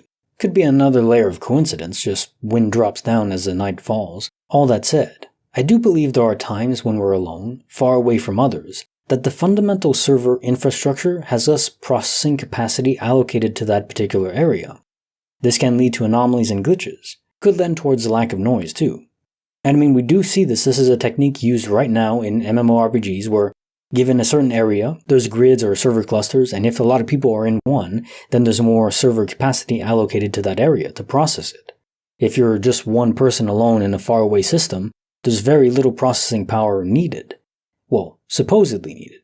Sometimes it could lead to issues where there's just not enough, where there's some other action that was needed, and for you it looks like a glitch, like in this case. Also, the wrath of your parents. That's a funny way to put it. My parents were strict too in terms of getting back home too late when I was growing up, but they were understanding. I never had any horror situations as this one, but growing up I did have a lot of situations where I hurt myself. Falling from trees, bruises, a few broken bones, jumping across ravines, tick bites, poison ivy. Oh man, somehow I got poison ivy every other month. Part of childhood exploration I do not miss. Okay, so that's for the bonus file. The demon that killed physics. Finally, a logical choice. If I ever encounter anything remotely close to a whole kitchen spazzing out like that, cabinets and the like, refrigerator door opening and closing, I am never going back to that place. I wouldn't even have spent the night. I would just have booked it, run out naked in the street if I need to. No. It's like those memes of insects invading a home, like there's spiders in a corner or something. You burn it with fire. And hell, maybe even that has an impact on whatever spirits are bound to that place. Fire is cleansing. And then you had that girl your friends recommended, some sort of priest maybe? I don't know if she was charging money, but even so, the fact that she wouldn't or couldn't cleanse whatever was there is one of the scariest lines I've ever read. If it is a scam, well, they wouldn't pretend they couldn't do it, because then they make no money. If they really believe that they can, and then they go to a place that's so evil that they don't even want to try, leave the home, there's nothing I can do. Either way, that's terrifying. I do wonder if demons in the biblical sense exist, or if it's only angry spirits bound to a location. If the former, where do demons come from? Is it a mythos similar to Supernatural, where demons are spirits sent to hell, and then twisted by unfathomable torture over eons, and as such turned into demons? True evil that was inflicted on them over centuries or millennia. I really don't know. I suppose it doesn't matter much to us. What we do know is there are entities fueled by anger that can bind to areas, and if they want out, best to oblige them. Get out.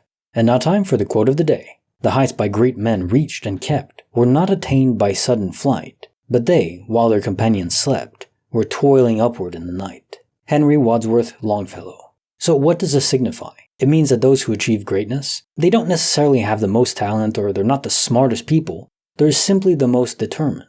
They're the people who will toil away at night when other people are sleeping and get more work done, grind out themselves more. And there's a point where it goes to an extreme, where you have this self-help culture now where tons of funny memes about it, where unless you're up at like 1 a.m. and you've bought Twitter by 5 a.m. and you've run a marathon by 9 a.m., that kind of stuff, where it's taken to an extreme. I think the core points are good, where, not just to earn money, but just to achieve in life. But there's always that middle ground. Put in effort in something that matters to you, and you'll be amazed at where you get.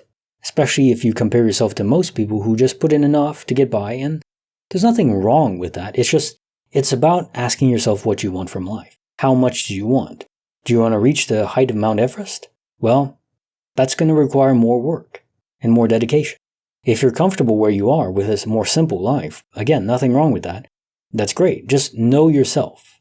Really, that's the key. Know yourself and then determine how much you want and then go from there. And just realize, reality, objective reality. If you want a lot more, you're going to have to work harder. And that's okay. So know yourself first. Then you can go from there. I know for myself, I don't need much. I don't need to toil away all the time, because all I want is a simple piece of land and a dog and a great view and good food and a cozy cabin with a crackling fire in winter and, coffee and hot chocolate. Okay, so let's file 1254.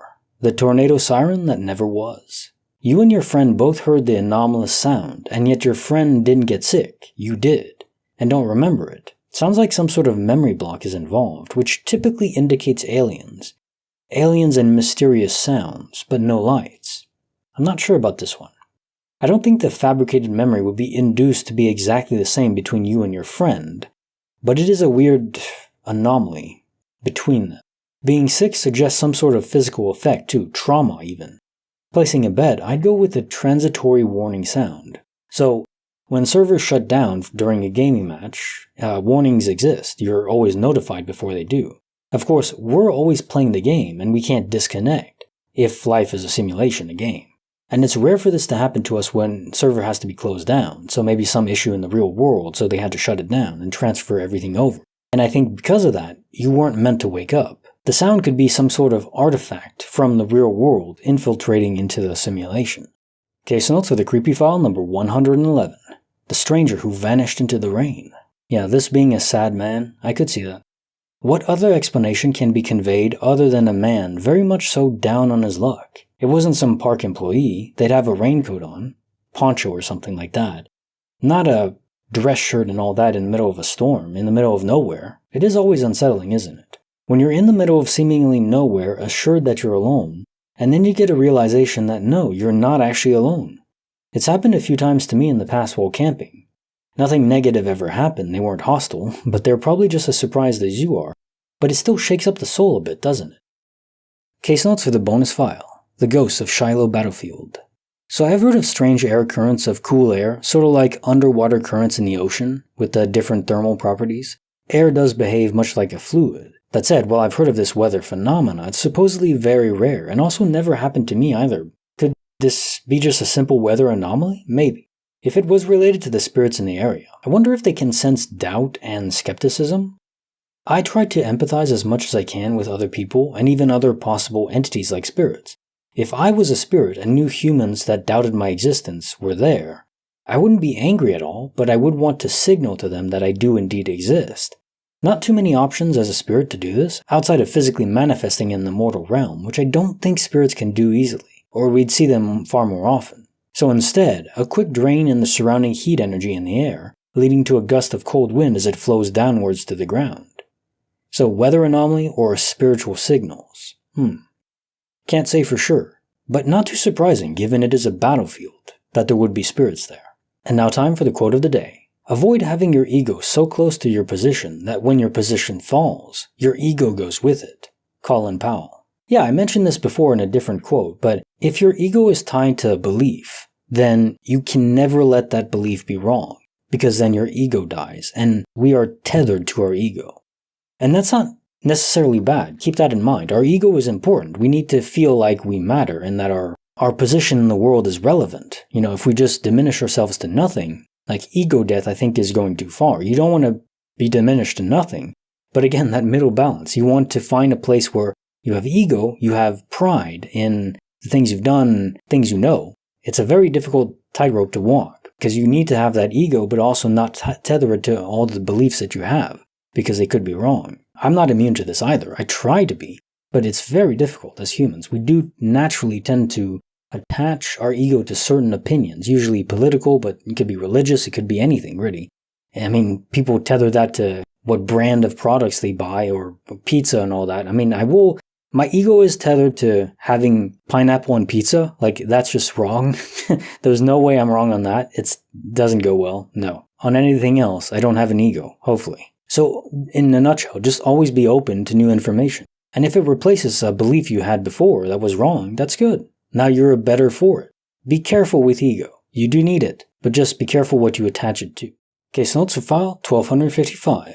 The space-time anomaly at Century Plaza, Los Angeles. Here's a thought for all of us. Just dropped in my noggin as soon as a little white girl was mentioned. Presumably a spirit. What if, when a spirit pushes through the membrane of dimensions into the mortal plane, this action leaves a small rip or tear in the fabric of spacetime? And these rips and tears aren't static. They move around, though still bound by the gravity of Earth. So spirits push through, damage spacetime, creating these micro wormholes that to us appear to portal us around in space and time. This would explain where these portals are coming from, where people are driving around and they zip forward a mile or zip back a mile, or they're just walking around a hotel and they zip up to the exit when they were down in 5 levels below the surface of the Earth. You can't explain that any other way. There is a portal involved that's transporting them, seamlessly too, without even consciously being aware it's happening. Now, I don't know if this is actually what creates them, but it is an interesting hypothesis, that spirits are breaking spacetime, or at least just injuring it, giving it scratches. Honestly, I'm very tempted to go stay in the Century Plaza Hotel for myself one day, just to see if I can hunt down an actual glitch for myself. Question sur file 1256. The Pakistani that challenged the heavens. Right, if God is real, in whatever incarnation that might be, would he particularly care about some guy that issued him a challenge? Imagine if one of your Sims characters broke the fourth wall and started to curse you out, the player, you. I know I wouldn't be angry, I would just maybe fear for my sanity, but that's it. Of course, any one of us could issue the same challenge, and for 99.999% there would be no effect. So, was this a coincidental microburst weather phenomena that just happened to occur right after? Or was there an entity, maybe a guardian angel looking out for you, issuing this energetic chaos as a kind of warning? Maybe against being angry and bitter. I also want to commend you for feeding the homeless. One thing is for sure true. In this game of life, we should all depend on each other more than the supernatural, whatever the ultimate truth of it may be. If there's aliens, or if there's gods, or if there's spirits, or if there's angels, and so on, one thing we can be sure of is we are real. Of that I'm pretty convinced. So let's be good to each other and help each other out. And then we can let the heavens have their own fun.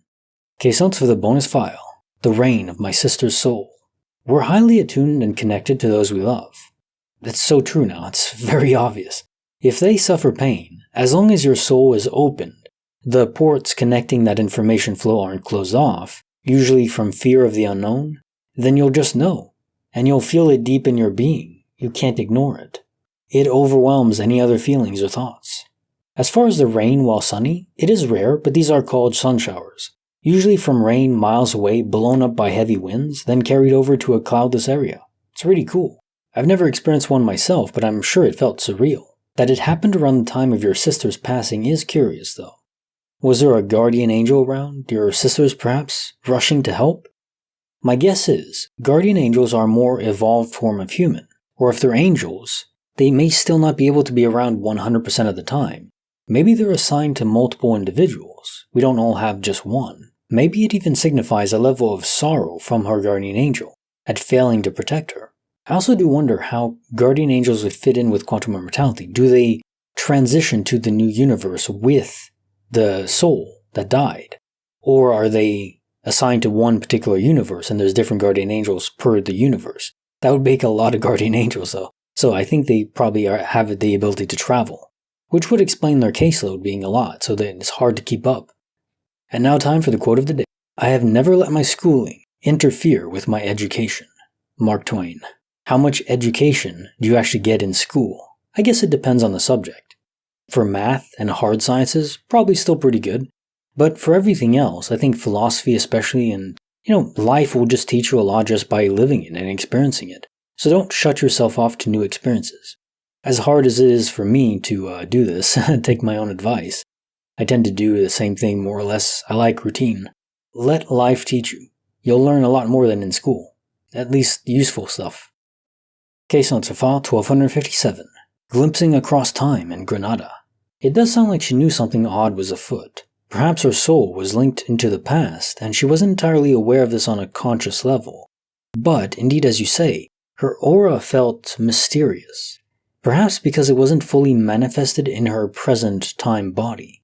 There was a disconnect present that, when thought about by humans, created a reverberation in spacetime. Hence the necklace breaking. There was an actual effect when thought about. And the second time too when leaving. I don't think she was fully aware. I think she was just joking about it, but not truly believing she's from the past. But her soul might just be in two places at once. Question sur file 1258. My phone went poof and saved my life. So yeah, classic guardian angel event. It makes you question how these item disappearances may often relate to our little angels protecting us. If you think about it, these guardian angels aren't actually descending from the sky with like a giant shield of energy to protect us from bullets and cars, no. But even more useful would be to alter our path so we're not even in the line of danger to begin with. I wonder when I lost my tennis balls twice, had I not, would I have wandered into a more precarious area? Or was it pure chaos of the universe? I'm not convinced that all DOP equates to guardian angel interaction, but sometimes, yeah, I could see that. Questions for the bonus file. The Black Shadow Stalker. So that's exactly where my mind was going to after the first paragraph. A lonely spirit, not malevolent, but wanting a connection that was robbed of him in life. So my guess is killed on his wedding night, or maybe on his honeymoon.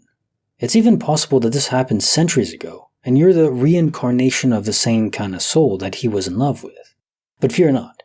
These entities are ripples, echoes.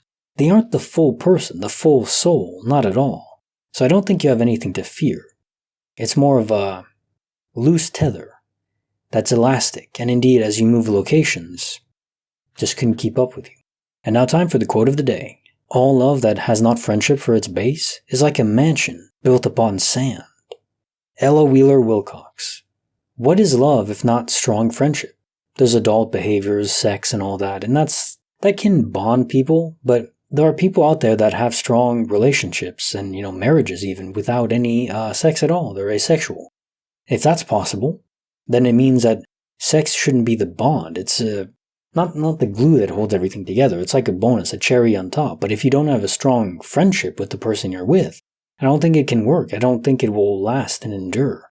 You need to have that strong bond with someone that you're supposed to spend your entire life with. Partners in crime. Two people against the world. If you don't feel like that with the person you're with, maybe they're not right for you. Case file number 1259. The Cryptic Morning Flash. Yes, the second anomaly is typical of server transitions. You occupy a dead temporary server in your transition towards a new permanent universe. Everything feels empty, muted, because nothing is actually there. There's no real reason to load any assets because I suspect you're not even supposed to be consciously aware of the process. It's a temporary spot to just dump you in, but it's not meant to be real in the same sense that we experience reality in here. The first anomaly is indeed stranger. It's the opposite of the darkness glitch where the whole of your vision goes black for a second, like the sun shuts down. I suspect that's a processing error from the servers in the real world. But then what would a flash signify? I don't think it's quantum immortality, a transfer, because these flash events are hyper rare, whereas quantum immortality is ubiquitous. It's all the time, everywhere. Usually a flash represents a kind of overload. Maybe it's a server error also, but not one where the server shut down. Maybe one that had an over-processing issue. Maybe even a surge of power in the real world.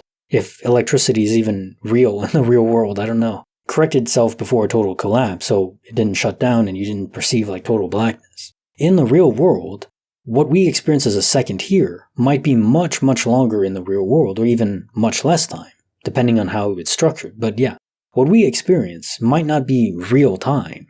So if it's only a second, you might think, oh, that's not enough time to fix a server issue, but it could either be that time isn't passing the same way, or it just switched to a different server. Like right now we have Amazon Studios where they have their own server farms, and if you're running a game on it and one of the server areas fails, it instantly switches over to a different one because they have so many.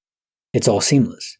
Okay, so that's for the creepy file number 112, the creepy cabin of questions. So yes, looking for something very creepy because it makes me think maybe they were looking for you, the kids. There's a lot of troubling thoughts swirling these days about trafficking. It's not something I like to think about or talk about. If demons do or don't exist in the supernatural sense, they absolutely exist in the human sense. Now, I don't know if that's what they were after. It doesn't sound like they stole anything, so they weren't just thieves. And it doesn't really sound like they were spirits or anything. It does seem like they were after something else specific, and they didn't find it. Okay, so that's for the bonus file. My cat's journey into death and beyond. I think your guardian angel induced this dream in your mom, so she'd go into town with you. But I think it was important for you more than anything else. This helped you more than you know or will ever know. The domino path changed from this, I expect. By being able to give the rights to your cat, it gave you closure. And now the dominoes are climbing up a mountain they never would have otherwise. May Trio rest in peace. And now time for the quote of the day. Change has a considerable psychological impact on the human mind. To the fearful, it is threatening because it means that things may get worse. To the hopeful, it is encouraging because things may get better. To the confident, it is inspiring because the challenge exists to make things better. King Whitney Jr. So that last line is very interesting. To be confident about change because then it's open to interpretation, to your own actions and choices. You can make the future better. Now yes, some things are out of your control, that's true. Luck does play a part, for sure. But in the long term, luck is less relevant, and I think if there's a lot of change in your life happening, embrace it. I know I don't like change, I like my routine. But if it's going to be thrust upon you, then embrace it and make the best of it. And be bold, courageous, have valor. It's your own life. Make the best of it, with whatever hand you're dealt.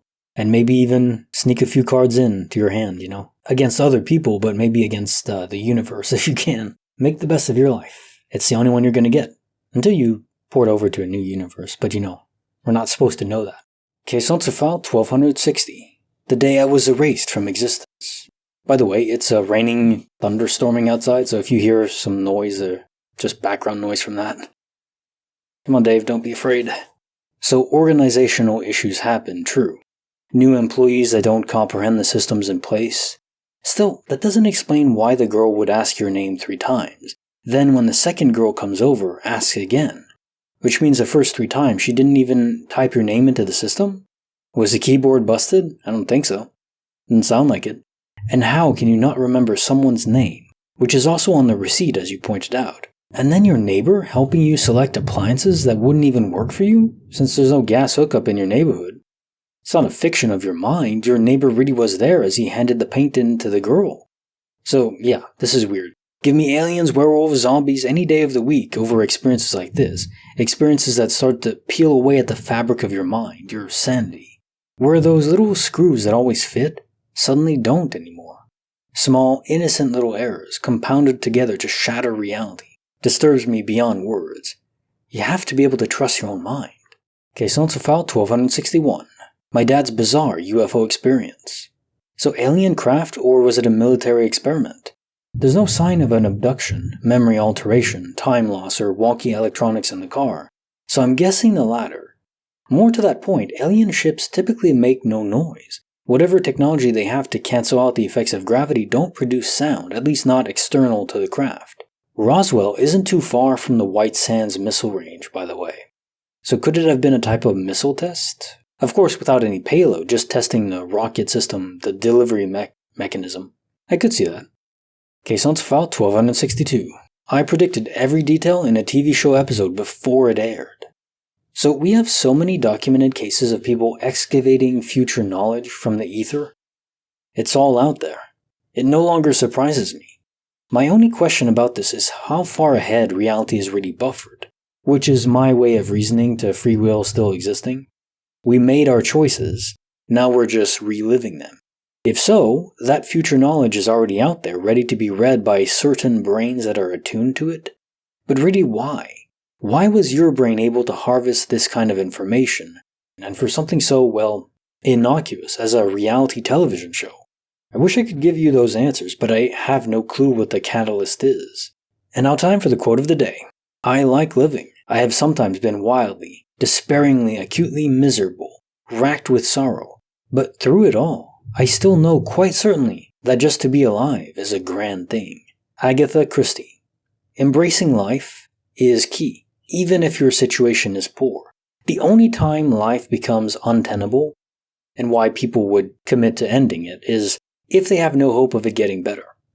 Hope is everything. Without hope, then life is miserable. Even if you're in terrible pain getting tortured in the moment, but you believe you can escape or you'll be rescued, you can bear it. But if you think that's impossible, then no. So hope is everything. I think that's a lot of the reason why people are so depressed now. And there's just a miasma of sorrow in the world, especially in the US. People don't have hope for the future. I don't know how to restore it, but I have hope for the future. I think it'll be amazing. I guess time will tell. Regardless of what happens, having hope is the only way to move on, to have the will to move on. Like the video, subscribe, hit the bell. Kinetic Symphony signing off.